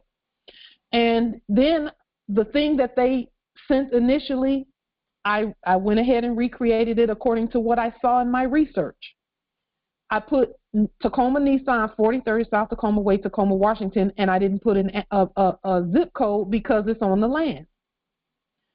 Fiduciary trustee attorney, in fact, repair work receipt affidavit. Now, Moors, listen, I went through and recreated this. I said this is an Article 3 Supreme Court Universal Court action. We put that. Receipt for this document by the custodial subjects is acquiescence to stated intended actions. I put our seal, our embossed seal on here. Engine system issue. I put that the fiduciary, which is me, states that the malfunction indicator light, which is the MIL, came on, and they just put MIL thinking that they won't even look at it. No, we're going to look up everything. We're going to know your job better than you because we taught it to you. Came on, and when the vehicle came to a stop, it failed to accelerate at all. So we went back and looked at the language that was being used. And we said, that is industry-specific language where they say it does not accelerate, so we're going to use that language on our recreation here. And that way, they will understand it. So they can't say, we don't understand what she put on here. No, you understand it because it's the same language. It's just in ancient English or living English. Any attempts to accelerate resulted in lurching, jerking, and no acceleration at all. An engine would cut off. This is a safety issue that is consistent with the following. And then I put in blue this campaign because it is consistent with transmission issues like our noble said. He said transmission, I agree with him. I affirm that. Where 2 or 3 witnesses are gathered, let every word be established. According to the attached work campaign bulletin reference PC 490 dated December 9, 2016, the remedy will be performed for the beneficiaries and owners as prepaid by NISSAN for parts and labor. What is that saying? That's saying we're the original NISSAN. We know y'all can't afford to pay for nothing. Okay, we know that. Parts shall be genuine NISSAN parts at all times. I put that in there because while I was in there, I heard him ask one of the other subjects if there was an aftermarket part, because the subject yelled something about we need a part for a conveyance, a car, quote unquote. And he said, can you get that in aftermarket? And I'm thinking, aftermarket, I know what that means. That means you're not using genuine NISSAN parts. And that violates warranty right there. So we don't listen to what they say about warranties and all that stuff. We're going to state that because they're violating already, based on all of that. We have them here as custodial subjects.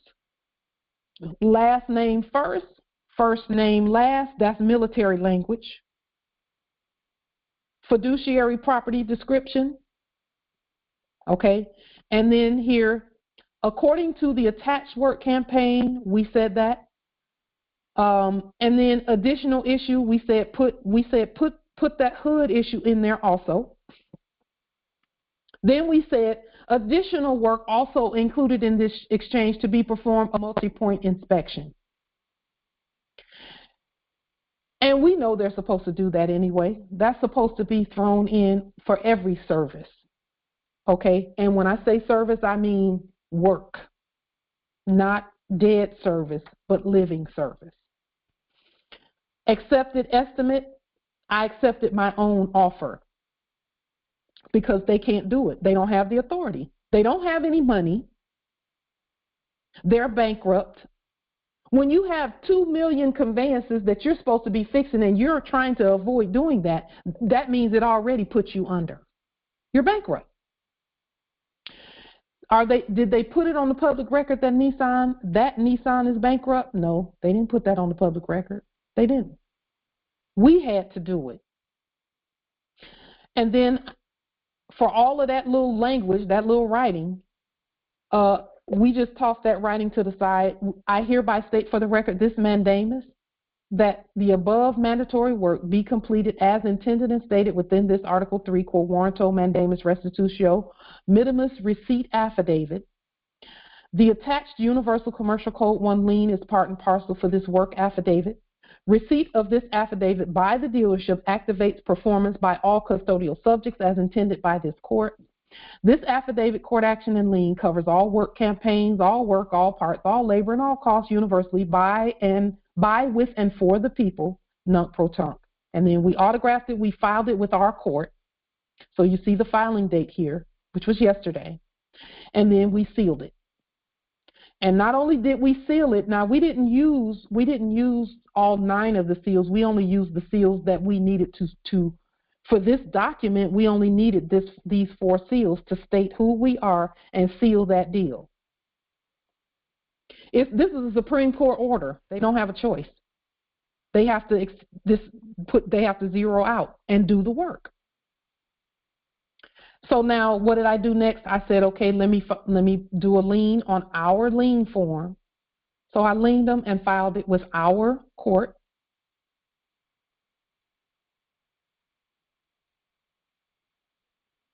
And then in the security property statement, which covers all property, land, commerce, and other inventory, I put 28 U.S.C. Code 2201, which is the creation of remedy, in blue. Because remember, we talked about that, where we are obligated to create our own remedy because they don't have no money. And according to the law, we're supposed to. It says here, any such declaration shall have the force and effect of a final judgment or decree and shall be enforced as stated. 28 U.S.C. 2201, creation of remedy. And you can call it creation for remedy. You can call it creation of remedy when you create the document. However you choose to do it is up to you. Then we quoted Title 12, Chapter 2, Subchapter 4, Subsection 95A. Any payment, conveyance, transfer, and I know this writing is small, Moors, I apologize for that. You can look these up. That's why I'm quoting them for you. Any payment, conveyance, transfer, assignment, or property delivery or interest therein made to or for the account for the natural United States or as otherwise directed by this court and pursuant to this section or any rule, regulation, instruction, or direction issued hereby shall, to the extent thereof, be a full acquittance and discharge for all purposes for the credit to the person making the same, and no person shall be held liable in any court for or in respect to anything done or omitted in good faith in connection with the administration for or in pursuance for this section or any rule, regulation, instruction, or direction issued hereby. And I put the VIN number. The lien amount, because we did another lien, we did the lien. We're showing you this lien document, this UCC form that we created. Then we'll show you the lien in its original indigenous format as well on our letterhead. It says lien amount 100 million, gold, lawful money, coins, bullion, bank credits, or any combination thereof hereby deposited and recorded to fiduciary account, and then we put some account information in there. Creditor is the living transmitting utility, and then we put a United States Post Office parcel that we sent. With this information done, the lien on the dead United States Corporation Company, and then we put the Constitution for the United States and Article 3 Supreme Court actions and notifications from 2018 to present.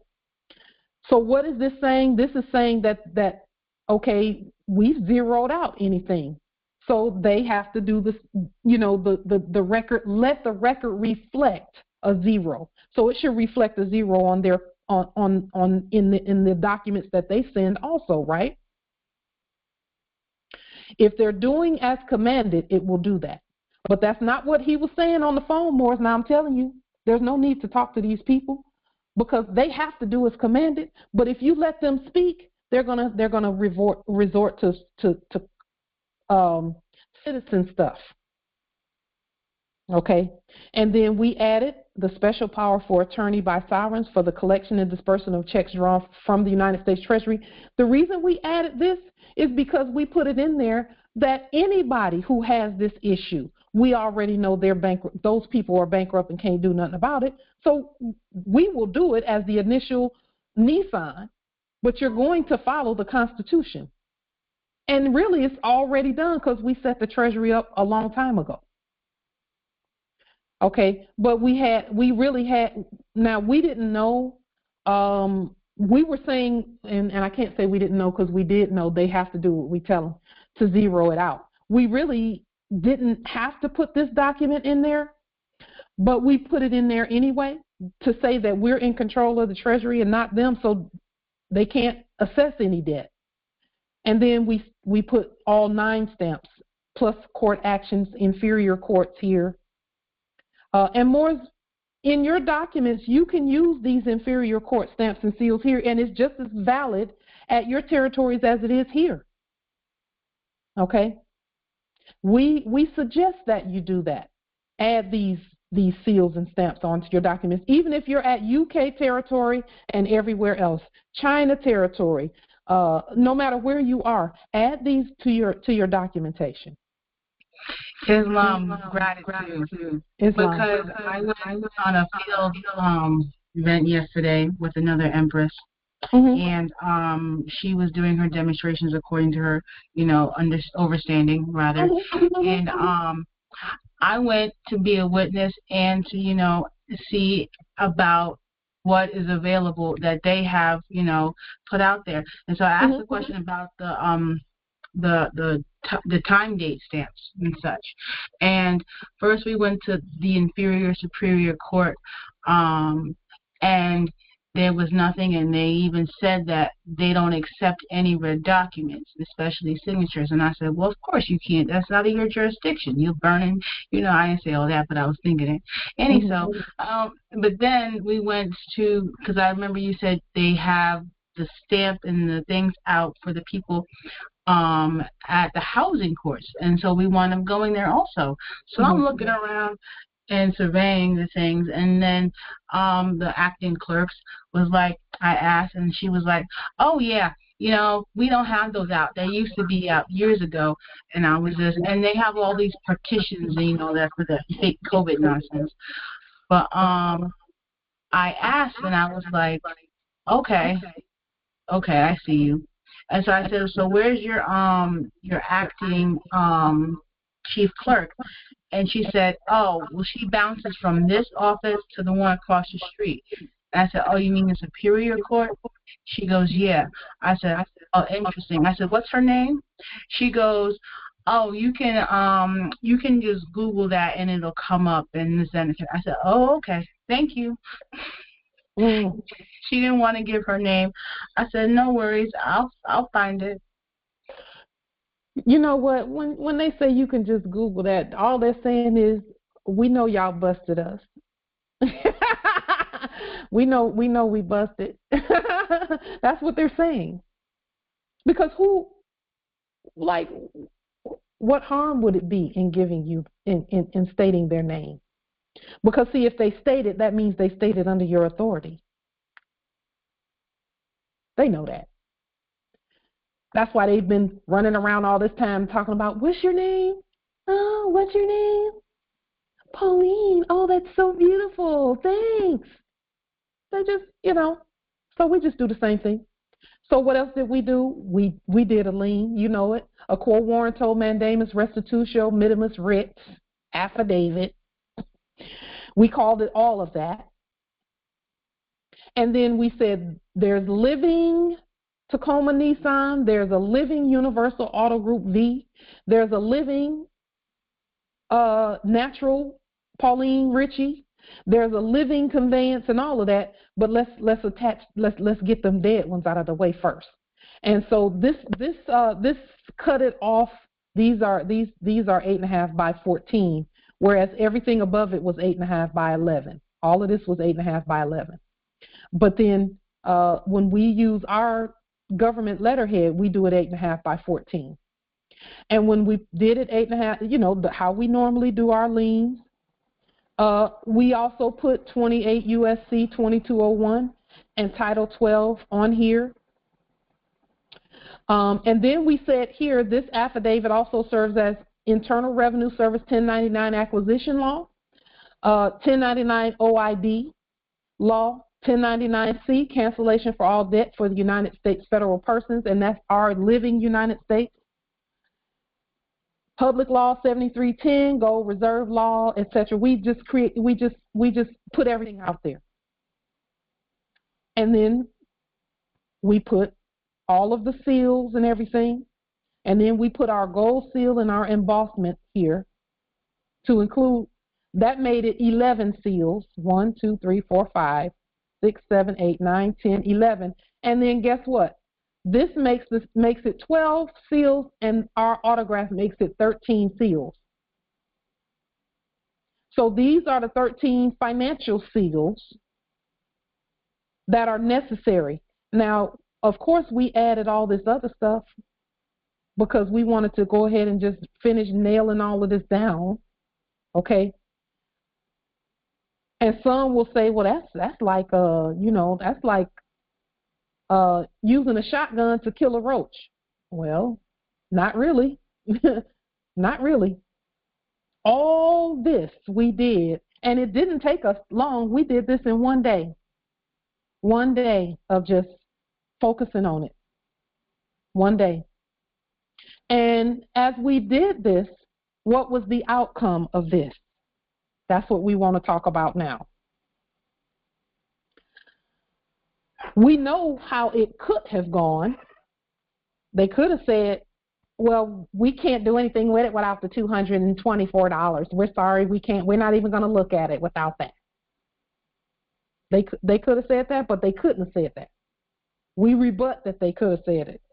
Okay? They couldn't have. So what did they do? They got in subject status and sent us an email. And some might say, well, that would have happened anyway. No, not when you that broke. When you're that, when these subjects they don't have anything.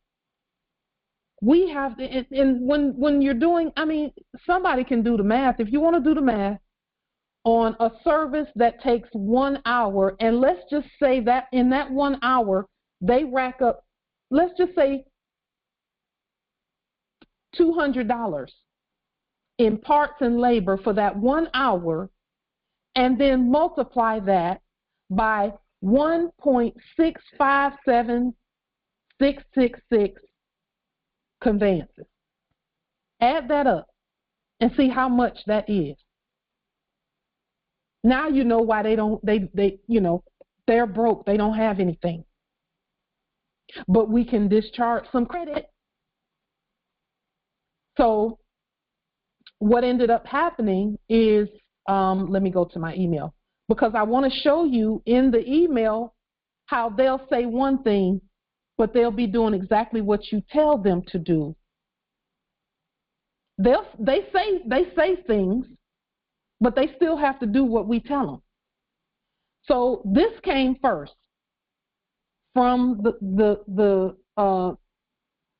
from them, because we sent those documents that you saw. We copied a few folk in it, because you do have to copy people, because that's how we do. And then it says, thank you for your email. The voluntary service campaign is active on this VIN number. Just a moment. A little bit of noise coming from somewhere. We want to make sure. Okay. Yeah. Because we want to be able to hear this. So just one moment. Let me go back to my email. Okay. So this is what he said, the subject. Thank you for the email. The Voluntary Service Campaign, ENTB 16-121A, is active on VIN number, whatever this is. This is the VIN number for the conveyance. In other words, yes, we have to do what you say. The campaign directs dealers to perform a software update on the transmission control module. That is not what it says. It doesn't say that. It doesn't say that.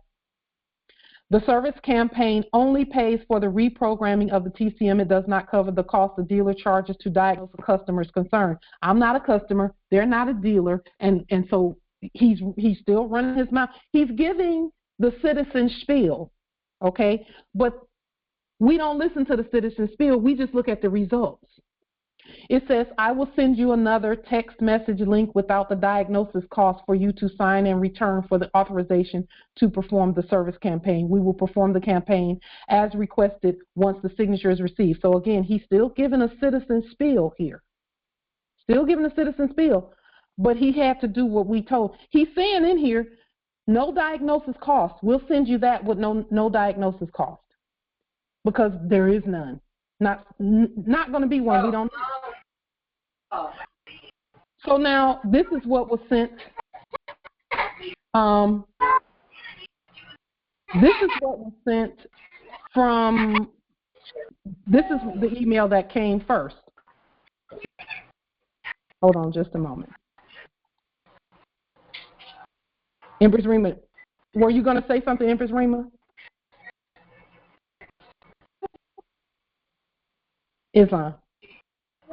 No, Empress, my computer is doing itself. It's on and off. Okay. Itself, so I apologize. Islam. So they sent something. Now remember, we said something about a 5-point inspection, etc. So what did they do? They said, okay.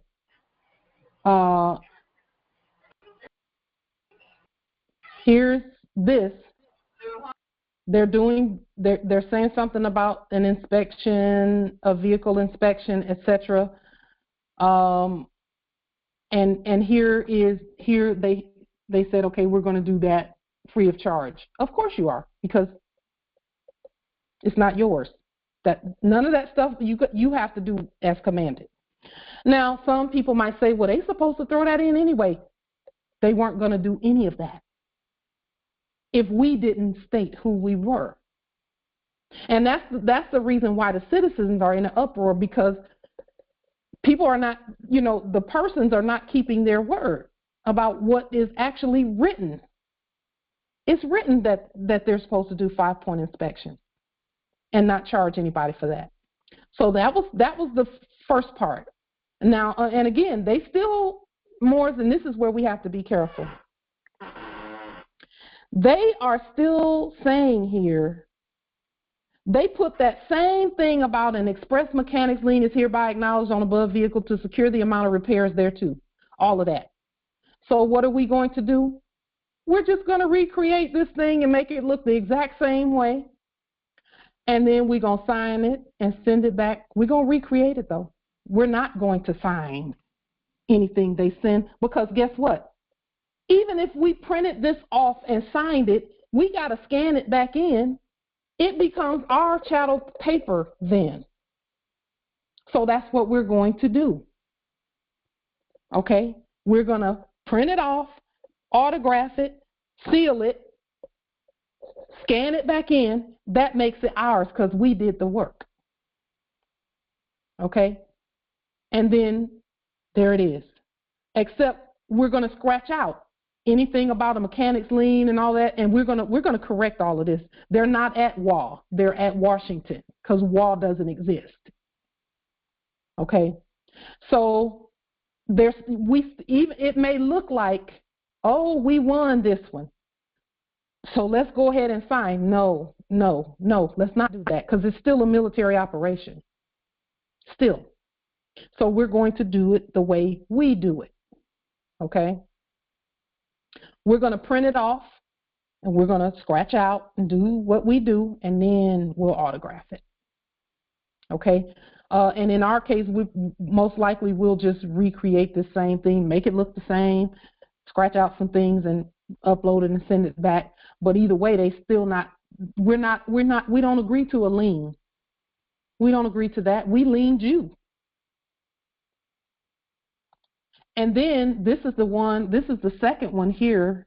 Now that was for the inspection, and this is for the one about the recall. This is what they sent initially about that recall and all of that. And we have to keep our eyes on what they're doing here. And then here, it's zeroed out. And this came from them. This came from the subjects. They zeroed it out. But again, Morris, and I just put let me see if I can get that. I don't even know how that happened. I did like this and put a black thing on it. Because they want you to sign, and they want you to agree and express mechanics lien is hereby acknowledged on above vehicle to secure the amount of repairs thereto. Okay, so we will say that we sent the express mechanics lien. So the lien is from our side, not theirs. Okay. So again, Islam Empress. I was just looking up the word interval. The legal definition that says refers to a brief period during which an insane person regains sanity that is sufficient to regain the legal capacity to contract, make a will, and to act on his or her own belief. Because I was looking at no interval. What is that word? Where does it says no interval due, Empress? Oh, yeah. Here. Right here, no interval due.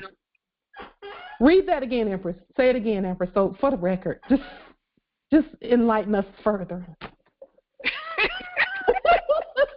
I mean, it's a military operation, Moors. Look at what they were doing, and we got to be honest. And when we're ourselves, we will always get what we want, always. And fiat will never be going back and forth. Go ahead, Empress. Read it again, please. Okay, hold on. It refers to a brief period during which an insane person regains sanity that is sufficient to regain the legal capacity to contract, make a will, and to act on his or her own behalf. There it is. It's a military. You could, and ain't no telling what it's gonna say if we looked up manufacturer recall, recall, all of that. Repair order. Because, see, they use these words on purpose, Moors, because they know it's a military operation to keep the fiat flowing, and we're saying no. Because we're the ones who said that stuff stops. Well, where does it stop first? It stops with us. First, when we stop using that stuff and consenting and agreeing, then, okay, it's a wrap. So now, Keith Hurst, this here, and we honor the living, breathing subject. So we know now the living, breathing subject is not a service advisor. We're the service. We give all the advice here. Okay? And so the language that they use, they put here suggested or declined. Blah, blah, blah, blah, blah, whatever. Okay?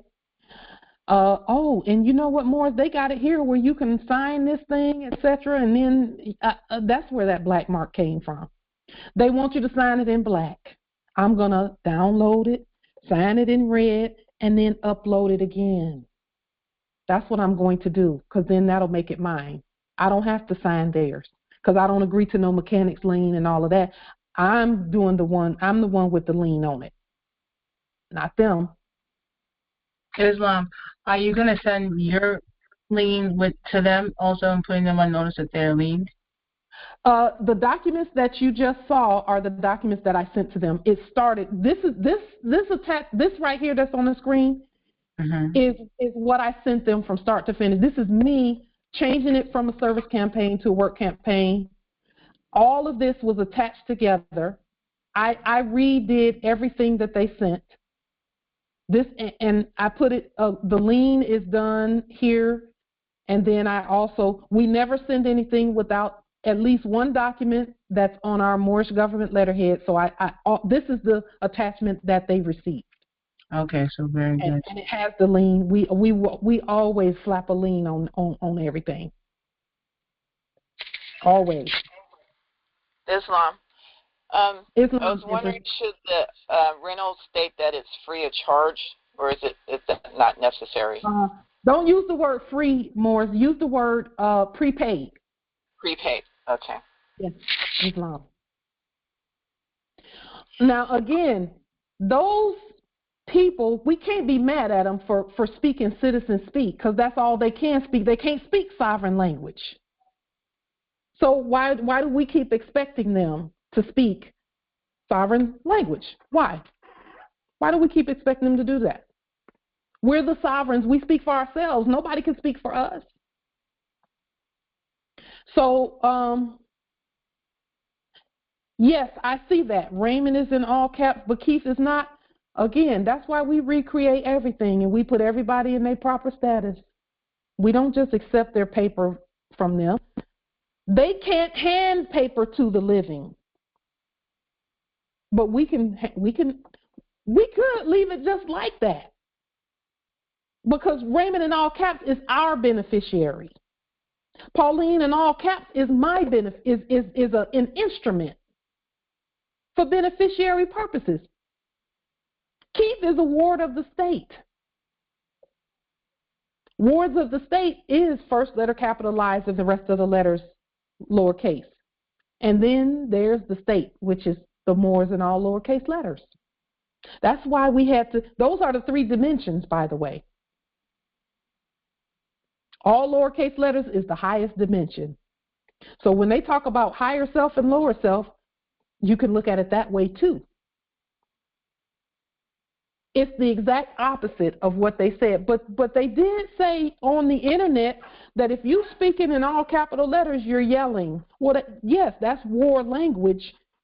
So that's why we have to put it in peace language. We're not at war with them. That's why we recreate everything. No, they're not getting an electronic signature. No. Nope.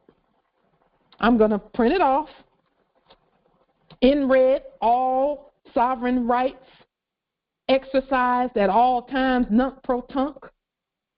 And then I'm going to upload it and there you go. And let them put whatever they're going to put in the system. Because they have to do as commanded. But again, Morris, you can see in the language that in the email, the return emails, they were speaking citizen speak, but the result was a sovereign result because we said this is how we're not using fiat. We're not going to use fiat and you're going to fix it because we are fixing it.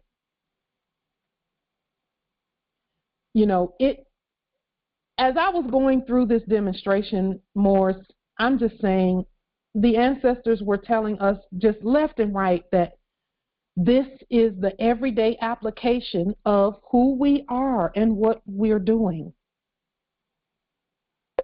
So I'll say this too. We can't even be mad at the hybrids. Why? Because whenever you would see them go to a place like this building or whatever where they had Nissan on the front of it, and you will see them get better service than what we got. Okay? Whenever you would see them do that, yeah, I'm about to put you out. Just a moment. Let me put that one out of here. You can leave on your own, or you can be booted out. I am going to boot you though. And that's a hybrid Plex Torres L, pretending to be Plex Torres L, because they're not the L's or the Bays. Just one moment. Yep, you are out of here.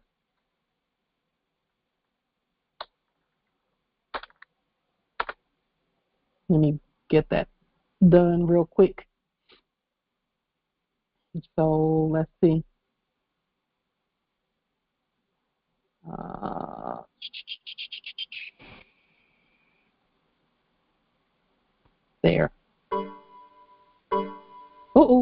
Empress. I'm unlocking it so she can come back in. So more the military operations. We got this. We can do this. We got this. We sent all of that stuff back. All of this back. Because you can see what they're dealing with. Islam. Hi. So I had a clarifying question. So when we are putting our documents on the record, and we're submitting them to the Secretary of State. You're not submitting them. You're handing them down from your sovereign court. Go ahead, Empress. Okay. Yes. So when we complete that demonstration, are we getting the document notarized and sealed yes, but you're doing it. Like a state seal? Yes, but you're doing it. You're doing the notarizing and the sealing and the stamping of your own document. Okay. That's what we did here. And I'll say, go ahead. You see what I'm saying? No, I comprehend. Because I was just looking at okay, so next question. So when we have a file date, this is the date we are placing it on the public record? It's whenever you say it. So my file date was yesterday when I created the document. I just printed it out, stamped it, sealed it, put my filing date on there because I filed it with my court as soon as I created it. And then I said, okay, I'm gonna upload this to the public record. Okay. The public record is email too. When you send something to them via email, that's like putting it on the public record because you're notifying the subjects. Yeah. So when you email it, that's the public record. Isn't it making things easier? Empress, I can hear it in your energy. Thank you. Gratitude. Sometimes I just like clarity, and I should just trust my ancestors and myself, because I really do got this. But I'm learning to get out of the carnal way of thinking. So yes, I gratitude. Thank you so much for that. Yes, indeed, Empress. Listen, we are sovereign. That's what sovereign means. You can stand on your own without anybody else being around you, and you are all authority. I pulled up this document that I have here on the screen because I wanted to show you where I notarized my own documents. I said here, the grantor autograph is this, witness the autograph. I witnessed it myself. I put the stamp and seal here, and then I put all the other seals on the next page. I witnessed it myself. And I just put that I'm a consul witnessing the justice's document. Because all of those titles are ours. They all belong to us. And listen, the bibliophilia text says, where 2 or 3 witnesses are gathered together, let every word be established. Well, the sovereigns, our all caps, witnesses what the in capitis diminutio minima says, and the in capitis diminutio minima witnesses what the sovereign says. So we're operating as beautiful. And listen, Empress, and remember, they were saying Father, Son, and Holy Ghost. Okay, Mother, Estate, everyone, and Holy Spirit. Period. We got this. Period. We got this. And it is so. Yes. And it is so. Yes, we got this. We didn't, because you know, some were thinking, well, if you don't have another more to witness your documents, you just stuck. No, you're not. You are the all. You are Allah. All law. All law means that all dimensions also. So we got the result we needed. We did the demonstration. We got everything done properly. And some will say, oh, I could have done that without doing all of that. Do you. We're going to do us, because we're going to be ourselves. Because, see, the guy never said anything about that thing is on recall. They never said it. He never said it. I had to do my own due diligence.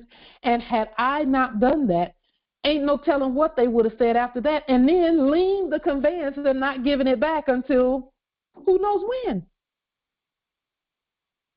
They could have said, no, we can't give it back because you haven't paid the $15,000 that it took for us to rebuild the motor. And they probably wouldn't have rebuilt nothing. That's why would you want to put a mechanic's lien on it? Why? Because people have not had the resources to pay for things. We get that. Okay. We get that, but you know what? We're going to be ourselves, and you all are going to do as commanded, peacefully. They'll do it, I'm telling you, and don't even listen to what come out of their mouth. Just look at the end result. Look at the bottom line. The bottom line, because you know they say the bottom line is the money. Look at that. We don't have to use their fiat. And I'll say this, because let me address that. One of them hybrids put something in there talking about, and they can't speak directly to us, but they're talking about another demonstration that we've already done, and we're going to keep doing it. We're going to keep manifesting it the same way, because we don't, listen, anybody that's paying a quote-unquote mortgage is not paying anything anyway. They're using fiat. That's the problem. So now what? Okay, we're going to keep doing what we're doing. Let's keep moving forward. Let's keep moving forward. Keep moving forward. Demonstrating. Applying our nationality, because nationality is the issue, y'all. That was the issue. We needed to, that's the only way that you can actually be above the system. You can't tell that system what to do if you're not above it. Because if you're in it and you're trying to tell it what to do, it's going to talk back and sass you and tell you what to do.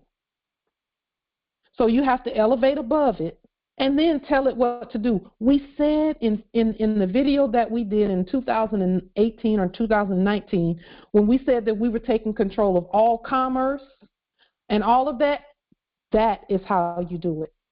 And then from there, with there being a recall, okay, on every conveyance out there by them, according to what I'm seeing online for this issue,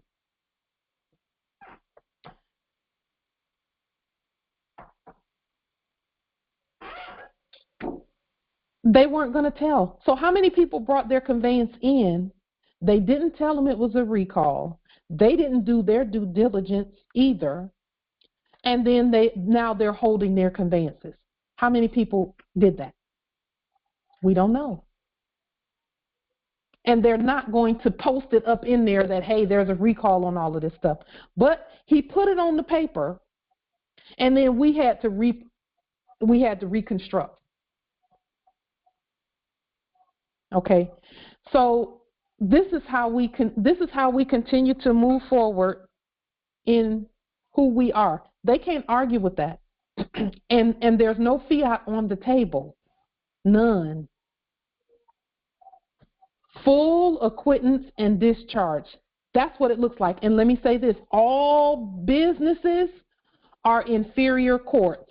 I don't care if it's the coffee store down the way. I don't care if it's the grocery store down the way. I don't care what it is.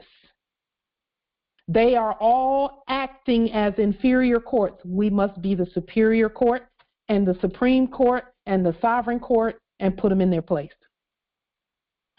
And that's how you do it. So now, any issues that come up, let's just say, for example, some some wild, hybrid modern Europeans who feel like all cars are bad go and burn down a dealership. I'm not saying do that. I'm saying don't do that.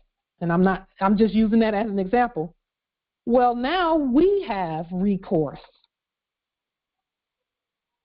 Our courts are the recourse. Recourse, course means something that a course is a way. Recourse, that means make a new way. Or go back the ancient way, make it the ancient way, which is the new way. So some might not feel like we have to do all of this. We know we have to do it. We know we have to, because what we're really doing now is saying this is a go back exchange. Yes, we see the zeros. It's still a go back exchange. That means the Constitution is in full force. So no matter what they say, all we're looking at is the receipts. We don't care what they say. We've already put our word forth.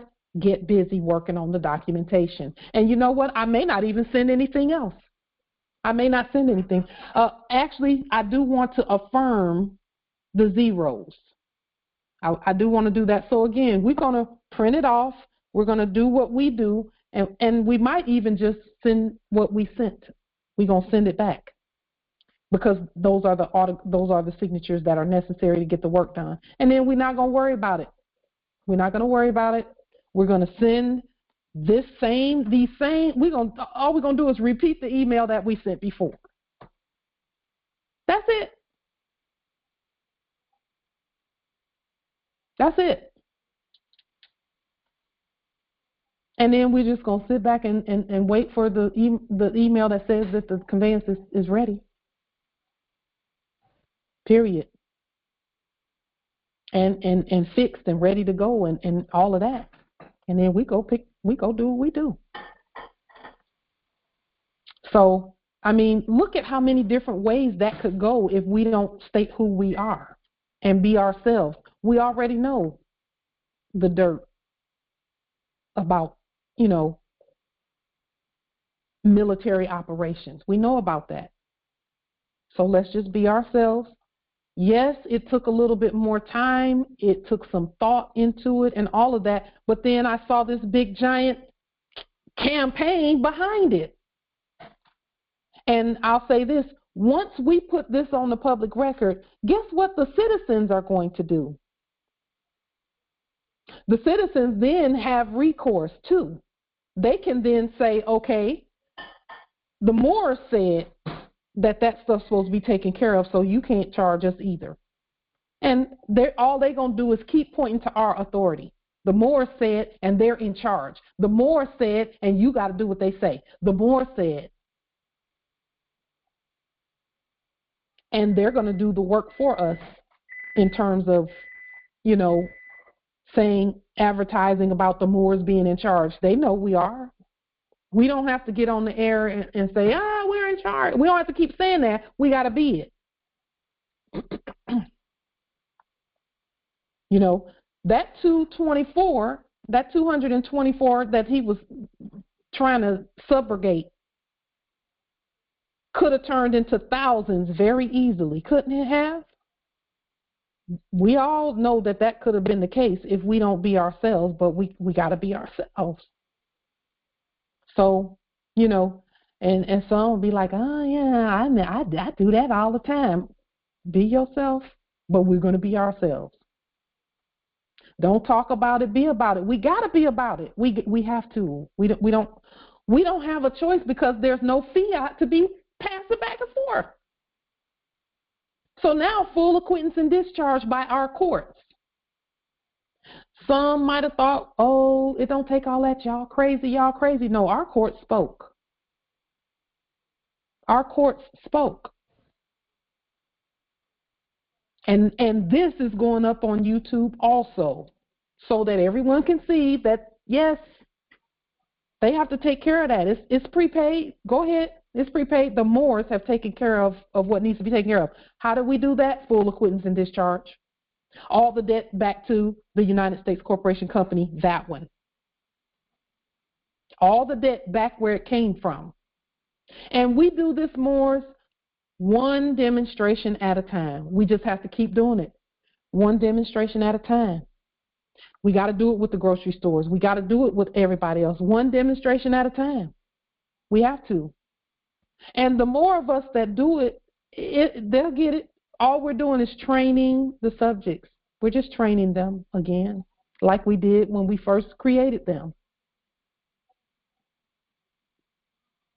Are there any other questions or comments or anything of that nature? And again, when we create our own documents, it's not contracting with anyone. Because when you contract, you're both on the same, supposed to be on the same level status.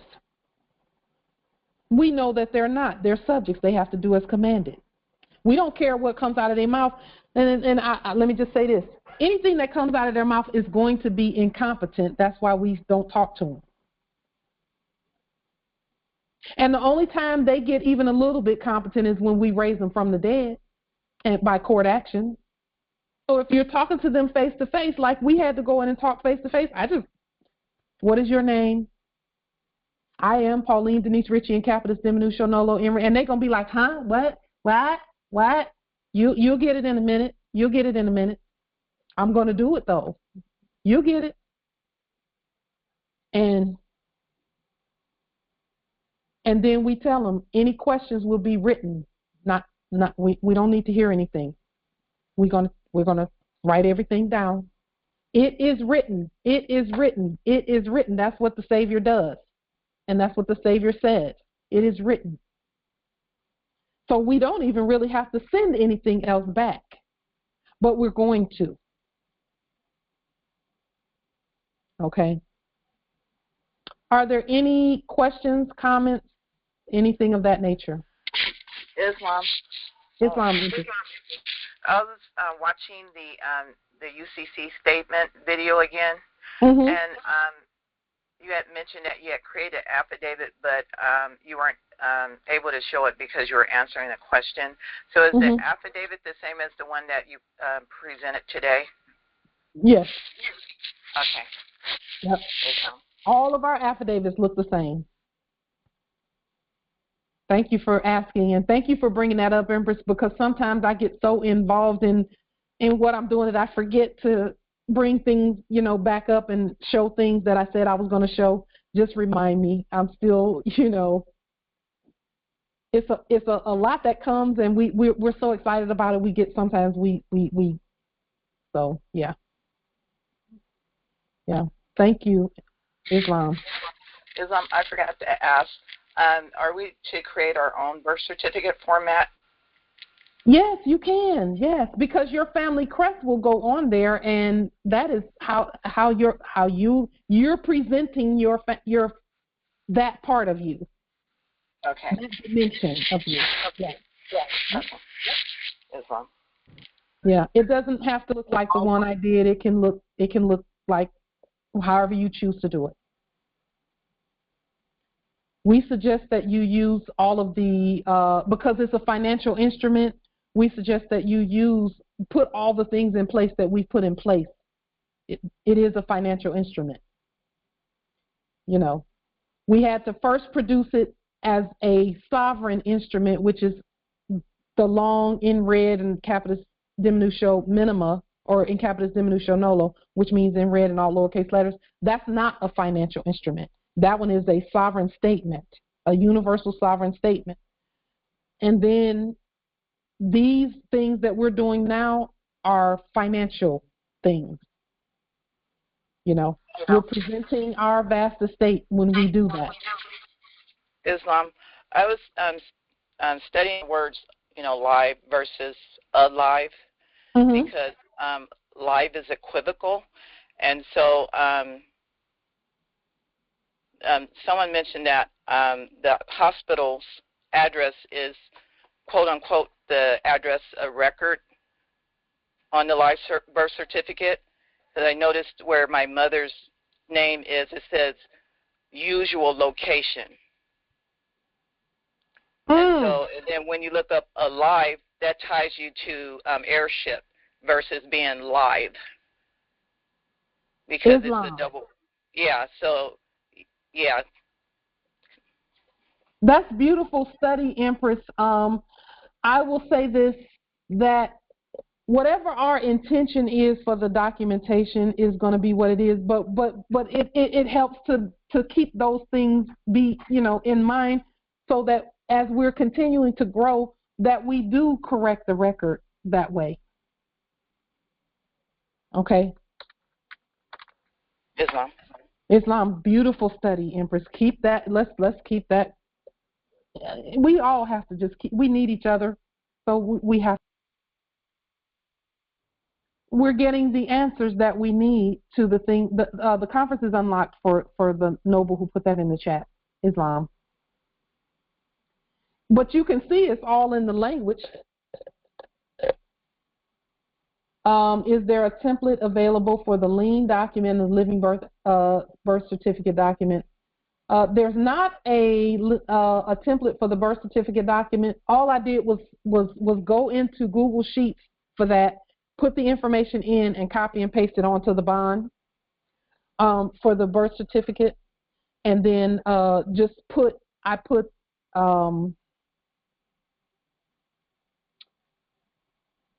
the actual statue for Liberty. This is Lady Liberty here. She is at I believe it's Jamaica territory. She's at one of the territories. I want to say she's at one of the island territories. But this is the real statue for Liberty. Okay, so yeah, there's no template for the birth certificate documents. You can be creative there and do it however you feel presents your family best in that nature. Okay, but and then for the lien document, we'll put it under the chat under this. But for the lien template, it's under lots of past videos. Maybe not the last 5 or 6 videos, but if you go back about 15 or 20 videos, the lien documents and all the documents are under there. There's links to them under there. Islam. So, Islam. That the first number on the bond, the treasury bond, is what? So this number will not be the first number on my birth treasury bond. Oh. That's the one. That one is going to change. The reason this number is here is because the first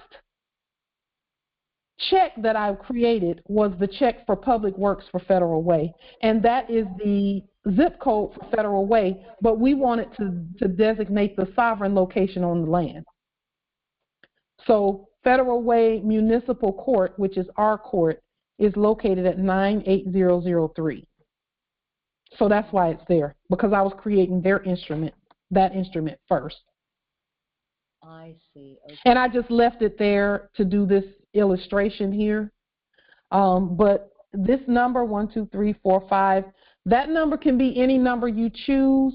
It on Treasury checks, it notates which bank, and then it will tell the bank which files it came from, this check came from, or which budget it came from, where directly it was appropriated from. So in banking, that's an appropriations number. And so for us, that number would probably be it will start with 2 zeros, a 01, or a 13, which is a 13, because we are we're the 13th Federal Reserve District.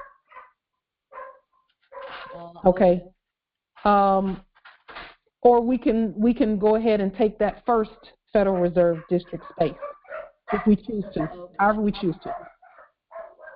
But that number is up to you. Mm-hmm. However you want to, whatever the numbers are for your bank, for your bank. And we can agree on that so that our numbers are all consistent, so that we know how to find each other when we see checks coming through. Okay. Yeah. And I would suggest that it be a zip code sequence. It's not a zip code, it's a sequence. It's a location sequence. We'll call it something different. It's a location sequence. We don't have zip codes. I mean. Yeah. Okay. But, do you have an alphanumeric something in your addresses? We don't. I mean, I was looking up something. There, I was doing some research on zip codes and on the island, and there was something I found that they had said they were going to institute. So they're there, they exist, but they never institute. They never brought it into being. So they exist, but they're not functional in the system that I'm aware of anyway. And what I found, like I said, there was plans, but it was never brought to fruition. Well, and they might have implemented it and not published. And that's another thing. Yeah. I mean, I did read where it specifically said by I think it was the early 2000s they were going to be doing this, and then they sort of let it go. But it hadn't happened. But that doesn't mean to say anything, because they do lie. They do. Yeah. And we think they're lying, but really they're just telling us, they're just giving the citizen version of it. And true. Which is a lie for us, because we're not citizens. Right. Yeah. So it looks like, oh, you all lie through your teeth. They can't speak sovereign. That's it. They don't speak our language. I mean, that's really, and that's why they've been trying to make us, or because we've been sleeping, speak there. It's entrainment. Yeah. They've been pulling us as opposed to us standing, and makes sense. Islam. Yeah. Islam, I yield. Thanks. Thank you, Empress Shasha. I have that document. But I'm not going to bring it up now. But I've been working on that health ministry, the document. Yeah. But I will bring that up. Just reconstruct it the same way we're doing here with these. Just anything that comes through, just reconstruct it. And I am, and then there's a little more to it but I would like to bring it forth. It might take some time, because if I complete it, because I'd want to bring it forth completed, and there's a lot filling it. So I'll bring it up another time. I will say this about the documents, because they put a lot of words in the documents because it's color of law. If you don't want to do it word for word, just state the jurisdiction that the healing ministry is at, and that any actions are under that jurisdiction. Because they will go into a whole bunch of colorful BS, if you will, like they did on this document. Let me see. Here at the bottom, I keep putting my hand on that thing. They go into a bunch of little language and stuff here about an express mechanics lien is hereby acknowledged on above vehicle to secure the amount of repairs thereto, and things like that. Well, we just state that we could shorten all of this and say all actions regarding this exchange are under our jurisdiction. And that makes sense. But the complaint document, I think I forget the exact title, but it was to be completed by me or my corpus sanctum to lay out everything that happened at the time at the hospital when my consort was murdered. And then also in there, it's it wants all the details, as much information as possible, if they will. And so that's where I'm saying that there's a lot of content, because I would like to reconstruct it, but then also to complete it and have it have us give me some feedback on the content and all of that sort of thing. I mean, it's what happened. Yeah. But I would love to, much like you've done here, share sure everything. But as I'm saying, it's long. There's a lot of my content because a lot happened.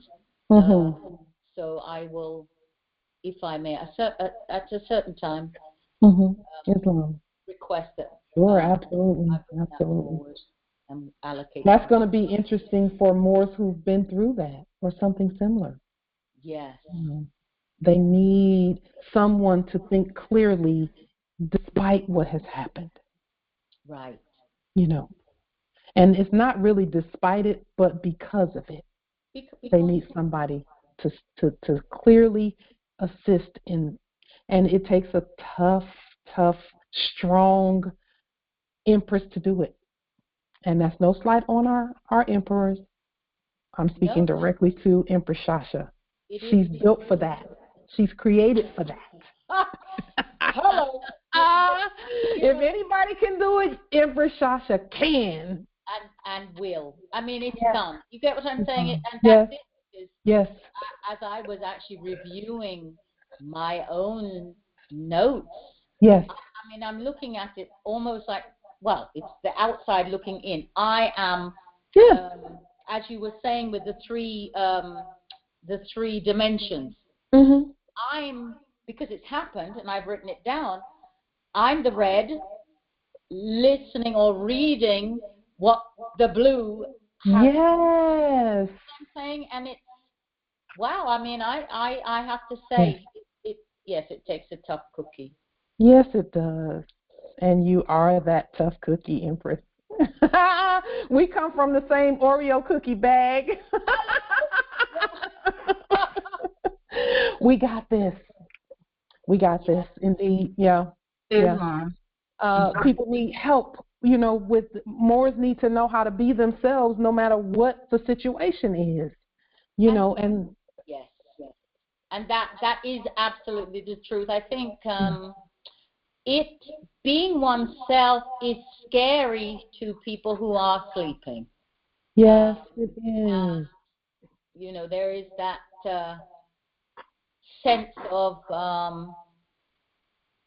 you know, being looked at askance, but at the same time, I'm the example for myself.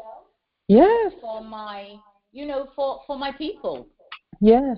I didn't ask for it, but I was made for it.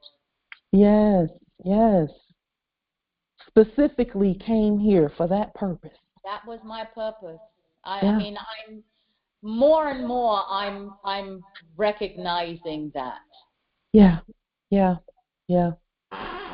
More and more. It's because there are going to be Moors out there who felt like they might not have been able to get past that event. Yes. Absolutely. I will say this too about getting past events. It was easy for me when I'm looking back at it. It was sort of easy for me, not really, because I was scared throughout the whole thing, but I had to do what I had to do because we were going to do it.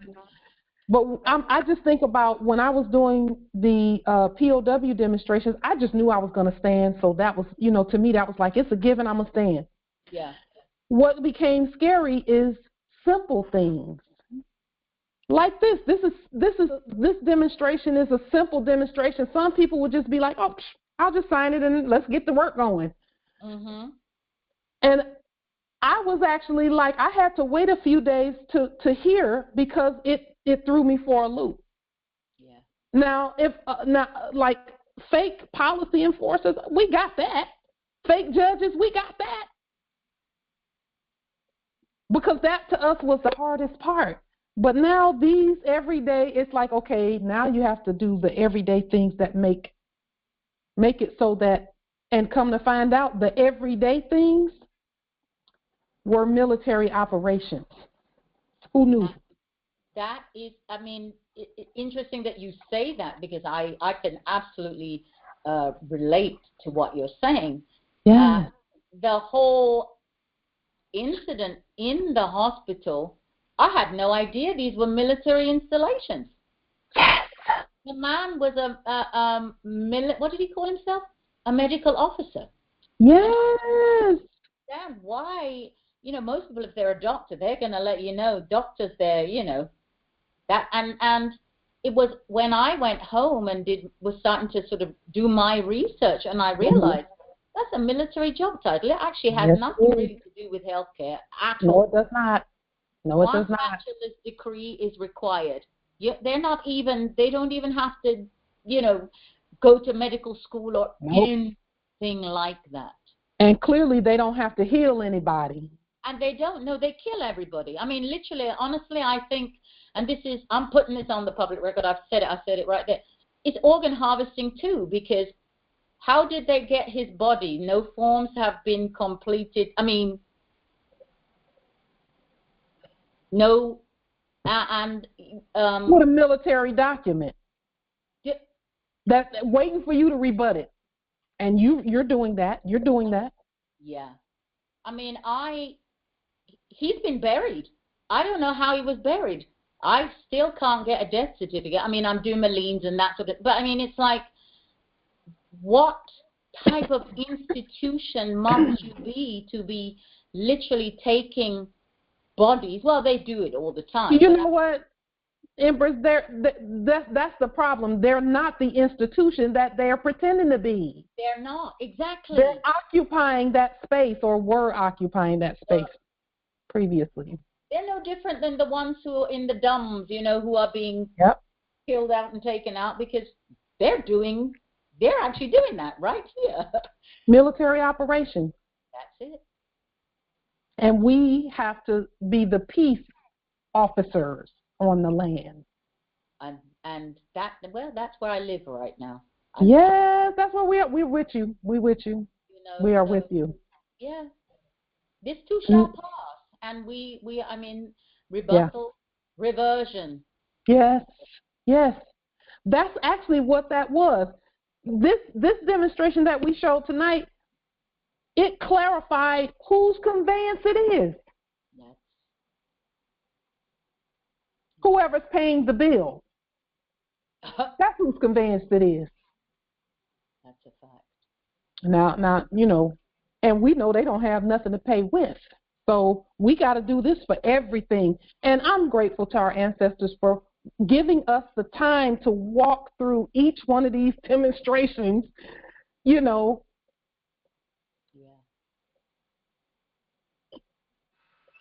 Islam. Because it's building our confidence.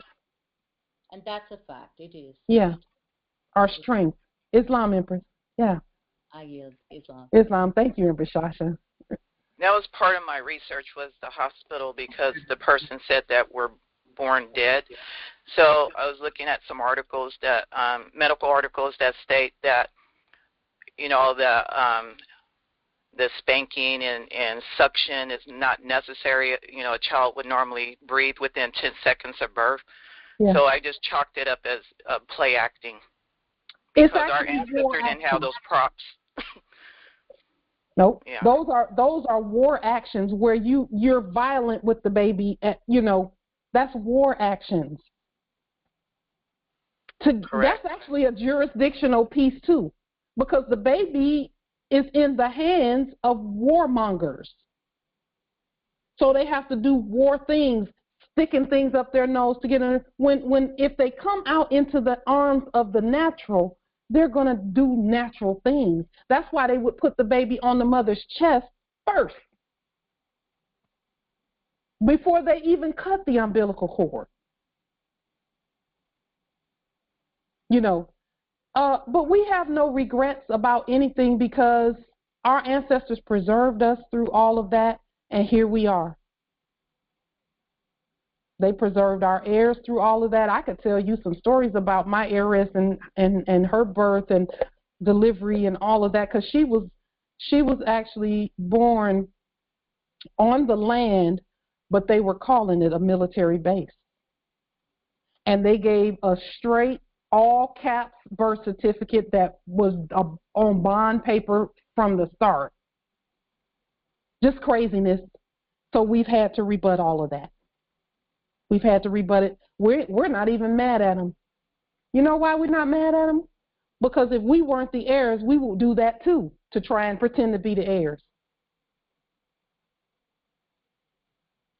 We probably would, because they have gone to all type of crazy lengths to pretend to be the Moors. So now we're just being ourselves, period. Just being ourselves. That's all. Islam Empress. Islam. So I shared with you the voicemail that I had got. So it's with my understanding that I need to now send them a reformatted application. And I'm currently online trying to find one. Do you know where I could find one, like a tangible one, because it has these questions and you have to answer one to get to the next one. And I joined several years ago with my dad's information. But I don't have access to that information anymore. So okay, so the questions that are being asked, you formulate the question. Don't let them call you a customer. Okay. And use the right language in the questions, because then, see, when you reconstruct it, you're actually questioning yourself and not them questioning you. And it's actually the fiduciary questioning the all caps. All right. So take the one that you see there. Just take the one that you see and change the language on the questions a little bit. And then answer them in blue on your document. Well, it's like, you know how the PowerPoint, like you have to answer one and it scrolls to the next and answer one and scrolls to the next. It's not like it's a document format. So then you put it in document format. All right. Yep. Each page, put it in document form. Listen, to me, from what we can all see, it's worth it to do this work. It's worth it because people, the rest of the earth was looking at us like, I know you're not going to accept that from them and not question nothing. And then they got y'all on a treadmill working 70 and 80 hours a week trying to pay for that stuff. When you won't even do your due diligence and then reconstruct everything? We're awake now. Thank you. Islam. Islam. Oh, you know what? Get out of this meeting. Get out of this meeting. Hey, Pauline, I want to apologize. You're no good. No, you're no good at that. I want to apologize. Apologize for calling the conveyance that you're never going to get a Range Rover. Apology. It's a Land Rover because it's on the land. You're never going to get a Range Rover. So I apologize, Pauline. I apologize for calling the vehicle that you're never going to get a Range Rover. Just a moment. Just a moment. With that being said. So, Morris, with that being said. Just a moment. Make sure that the jester situation, is taken care of. Okay, Islam Empress. I'm sorry, they just make me so happy. You too? I'm like, we must have kicked that rear. I used to get upset. I'm like, I'm trying to, once I get in listening mode and then they're interrupting, but I mean, now they just bring me joy. Yeah, but, yeah, I wanted to ask, okay, so with the bond paper, is there is there a certain weight of it? You know what? We use this kind right here. I'm not sure if you can see this. Let me pause the screen sharing for just a minute.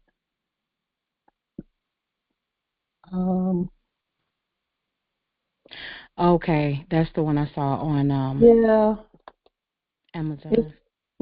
It's this one. And then we had another one that we use also that you can get from Walmart for about $8.99 sovereign credits.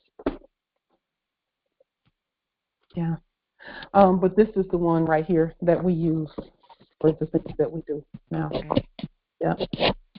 All right. See, thank you for that question. Islam.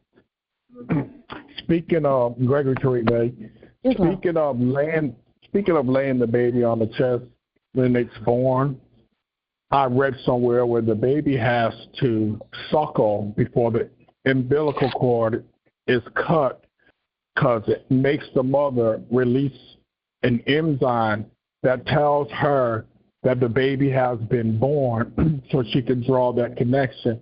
So they cut the umbilical cord and they don't allow the baby to suckle.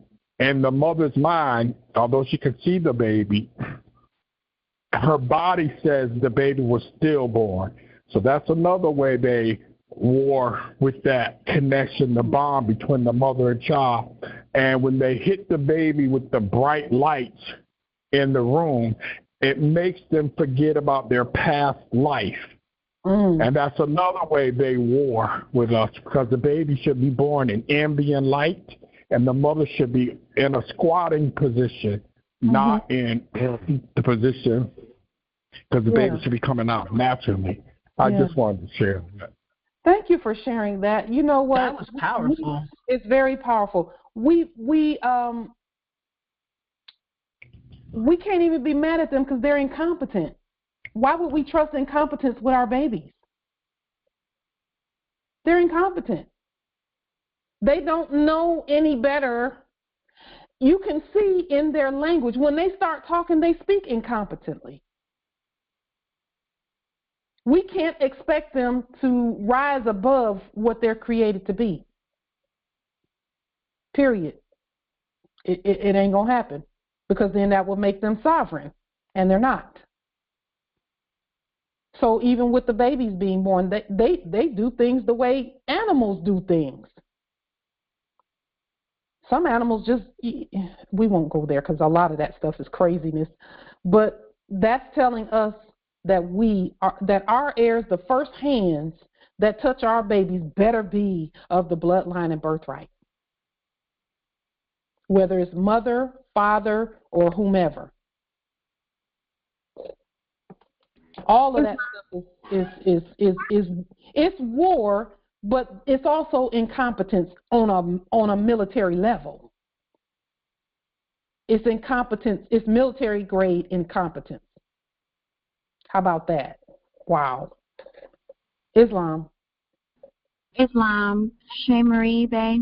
I just wanted to ask a question because myself, my consort, and my daughter, one of my children, one of my heirs, we did our name change proclamation and judicial proclamation and termination of all corporate contracts this past weekend and put it on the record. And yesterday, I also put some of the other documents on the record. I had did the cellular service document. So I had a question because my hotspot service, I've basically absorbed it all. But I'm still using it. I'm still using it, so I'm like wondering, like, did they actually see my document, that I put on the record that fast? Because I'm just kind of like flabbergasted that my hotspot service is still going. Yeah, it's instant, Empress. It's instant. When you do what you do, because see, there's another dimension to this whole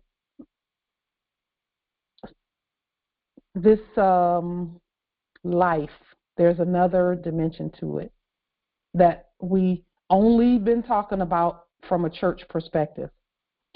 But over here on this, at this elevated level, our intention is what goes ahead of us and fixes things before our documents even get there. That's the spirit going ahead of us and fixing things. And when they say that we're going to be manifesting instantly, that's true. We manifest quicker and quicker and quicker, very, very fast. It's getting a lot faster. When we first started doing this, the manifestations were slow because we were getting used to being ourselves. But now we're getting, as soon as we say it, there it is. It manifests. So don't be surprised. It's Thank pleasant. you for that. It's a pleasant surprise, huh? Though, Empress, isn't that awesome? Yes, I'm on the road with my consort, and I've just been using my service all day, just riding in the truck, watching your videos, and I have my grandbaby with me, and so we just been chilling with the service. Beautiful, beautiful. Another question that I had, you were mentioning, well, I wanted to know, because I guess I'm kind of confused now. When I put those documents on the record, do I also make copies and now send them out? You can do that. It is suggested that you at least send out one copy to whoever the main subject is that you're speaking to. Okay, so whomever I'm doing or dealing with. Yeah. So it doesn't need to go like to the president and the governor and all of these. All of that's you. All of that's you. So you send it to your office. I retract that. You'll send it to your subjects. Yes. Okay. If you choose to do that. If you choose to do that. Yes. Okay. And then you were saying the documents, they are first in red and then we put them in blue. Or is there a particular any particular document that has to be first in red then in blue, or just all of them? Well, we did. You don't have to do every document in red first. The main documents, we did like 40-something documents in red first in Capitis Deminutio Nolo. But that's for those documents are the documents that pronounce, that declare that we know we're the president, we control the currency, we control the treasury, we are the treasury, we're all of those. That's what those documents are for. Now, if there are Moors who are not going to be doing things at the presidential level, then they don't need to put that on the record. But I would say to you that, or state to you that all financial or commercial actions that presidential level must be there. So to answer your question, if you go back about 15 or 20 videos on back, for over a year we were having those 40-something documents, a link to it, upload under the videos. So we would encourage you to go ahead and look through them, put them in red first, and once you put them in red, you don't have to do that anymore. Yes, but it has to be done. That's actually, I've been going through those documents and retyping them and putting them on the record. So I did about 6 documents yesterday. So I have to do more when I get back home. Yes. Yeah, thank you so much. You're welcome. Financial things like what we just did, in order to have the authority to issue from the Treasury or to discharge credit, because that's what we just did. We discharged credit. We didn't discharge debt. We discharged credit. In order to do that, you have to see if a citizen back in the day, if they wanted to do that, they had to send that up and get signatures from all these different offices and things. They had to get a signature from the president. They had to get a signature from everybody in Congress, and they had to get a signature from the office of the comptroller of currency. They had to get a signature from everybody. The mint to print their own money. They had to get signatures from everywhere. We are all of that in one. So that's what those documents in red and all lowercase letters, the 40-something documents, it just names each and every one of those offices. It also covers things like unum sanctum policy, which is a papal bull, that all of the policy enforcers, the previous policy enforcers, were acting under. So I would encourage all Moors to study those 40-something documents and then put them on the public record in red, in ancient English, or if you prefer common English, but get them out there, And then after that, everything that you do after that, it's going to be simplified. Like this demonstration that I just showed only had one affidavit, and that affidavit was a red and blue court action. It was a lien, and then I can recreate all these corporate documents, because we have a a creditor United States Corporation Company that all of this is under. Tacoma Nissan in its living state is us.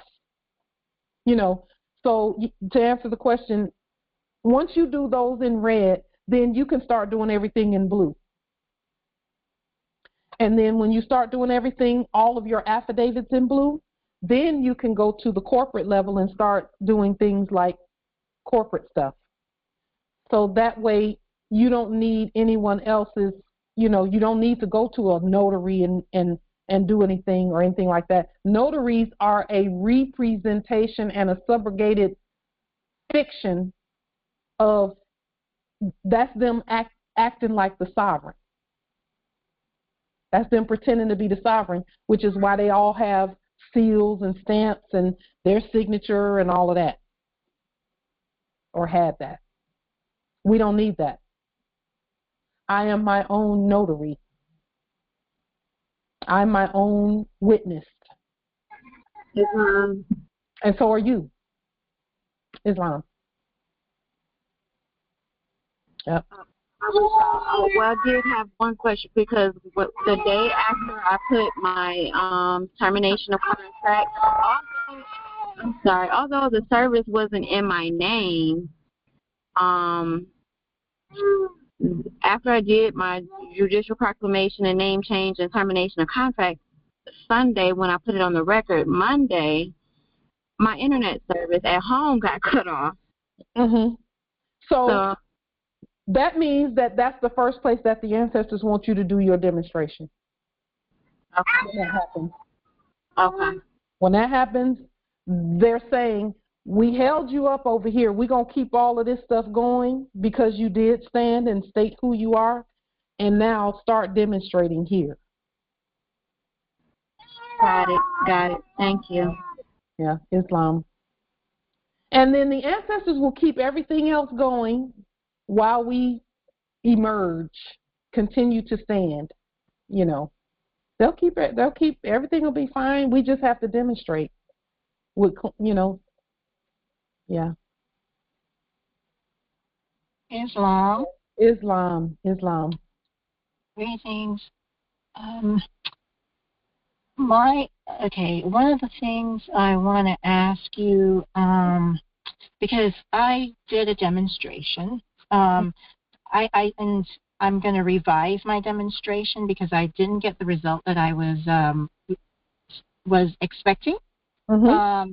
And so I am going to, one thing I did not do was to put a letterhead on it, our government letterhead on the document, because I basically was informing the utility companies that, things are already addressed and taken care of. And, basically, I wasn't exchanging any fiat with them. So, or sending them any fiat. So, so far, the light company seemed to be complying. I have a home phone that did have internet on it. They kept the home phone on, but they removed the internet, so I'm going to have to demonstrate for that. Yes. The local utility water company, they got aggressive with me, and they actually turned off the service. So I'm going to have to do a demonstration with them on that. And one of the things I wanted to know from you, Empress, is the Provost Marshal. How do you get a hold of them? Do you have an address, or, how do you get a hold of them to reach out to them? We have an email address for that. Now, you won't need them, but I'll give you the email anyway. Okay? Okay. Our documents, we've not had to contact them for anything up to now, just because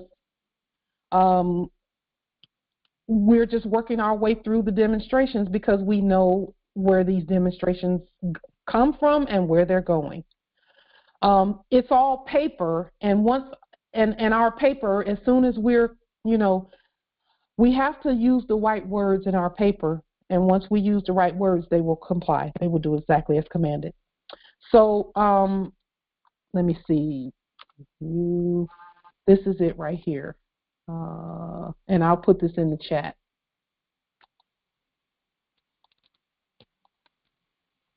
Copy. Can you grab it from the chat, Empress? I'm going to work on that right now. Okay. Yes. That is the email address for the Provost Marshal. Because we are actually the Provost Marshal too. And that's what gives us the authority to speak and not have to, not have to call anyone outside of us and ourselves and all of that. When our documents state things properly, they will do exactly as commanded. We've had to demonstrate and then demonstrate again and then demonstrate again, but we see now that they will do as commanded when we're competent to demonstrate.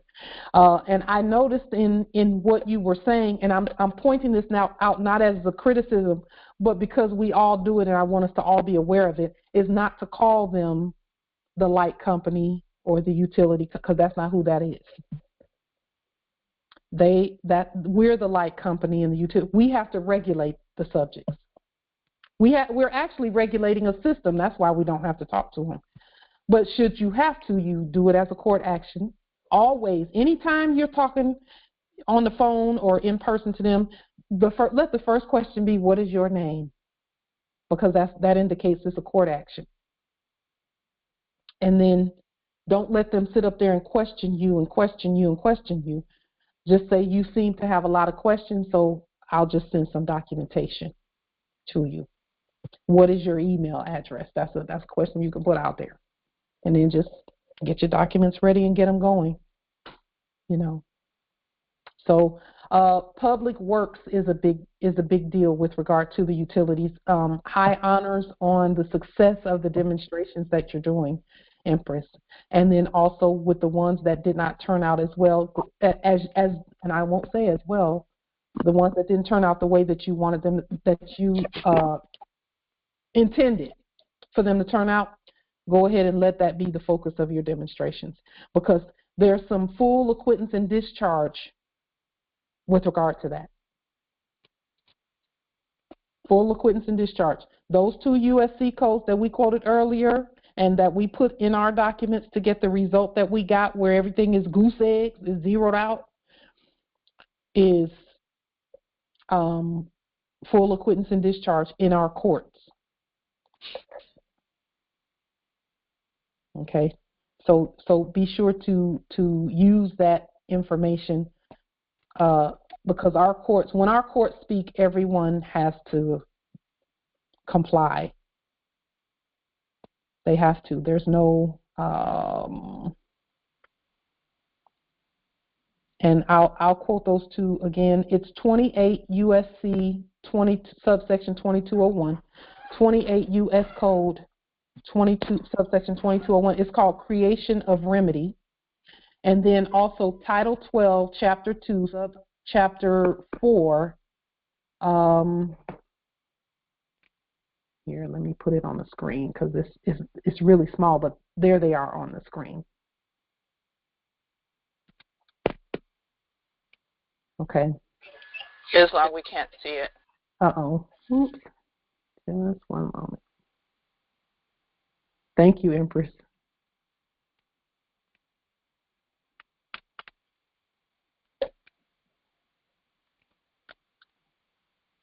Can you see it now, Empress?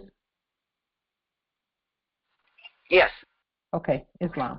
Those 2 right there, and then your court starts to speak. Your court just speaks. This one starts off beautifully. It says, in a case, those 3 words say that it's a court action, of actual controversy within its jurisdiction, within our jurisdiction.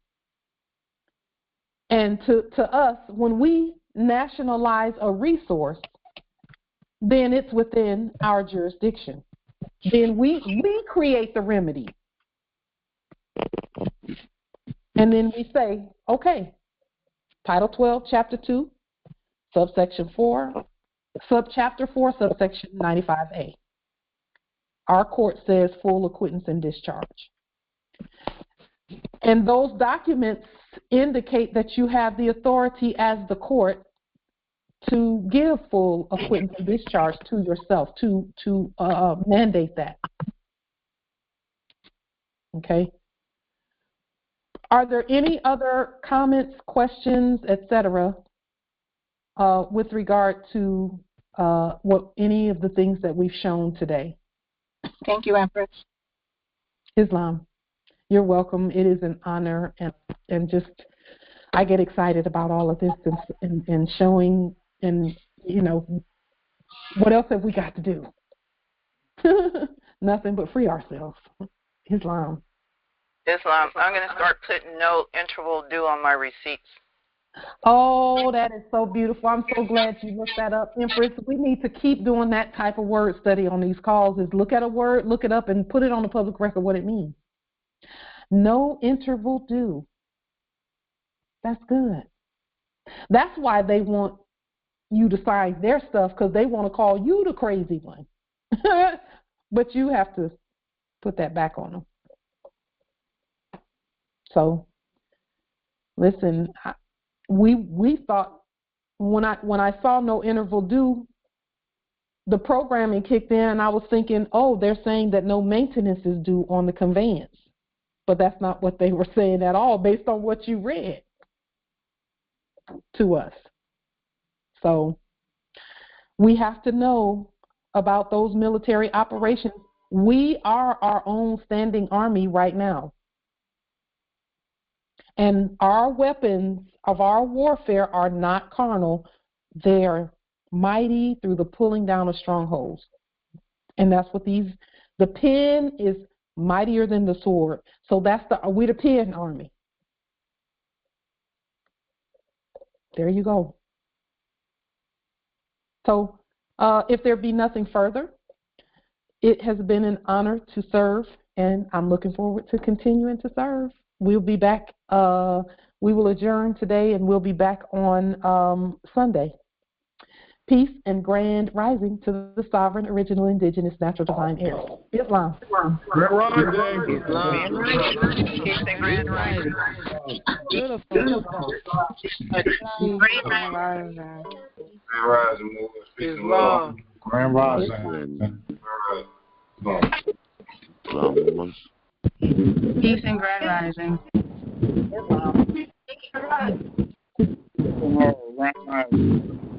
Islam.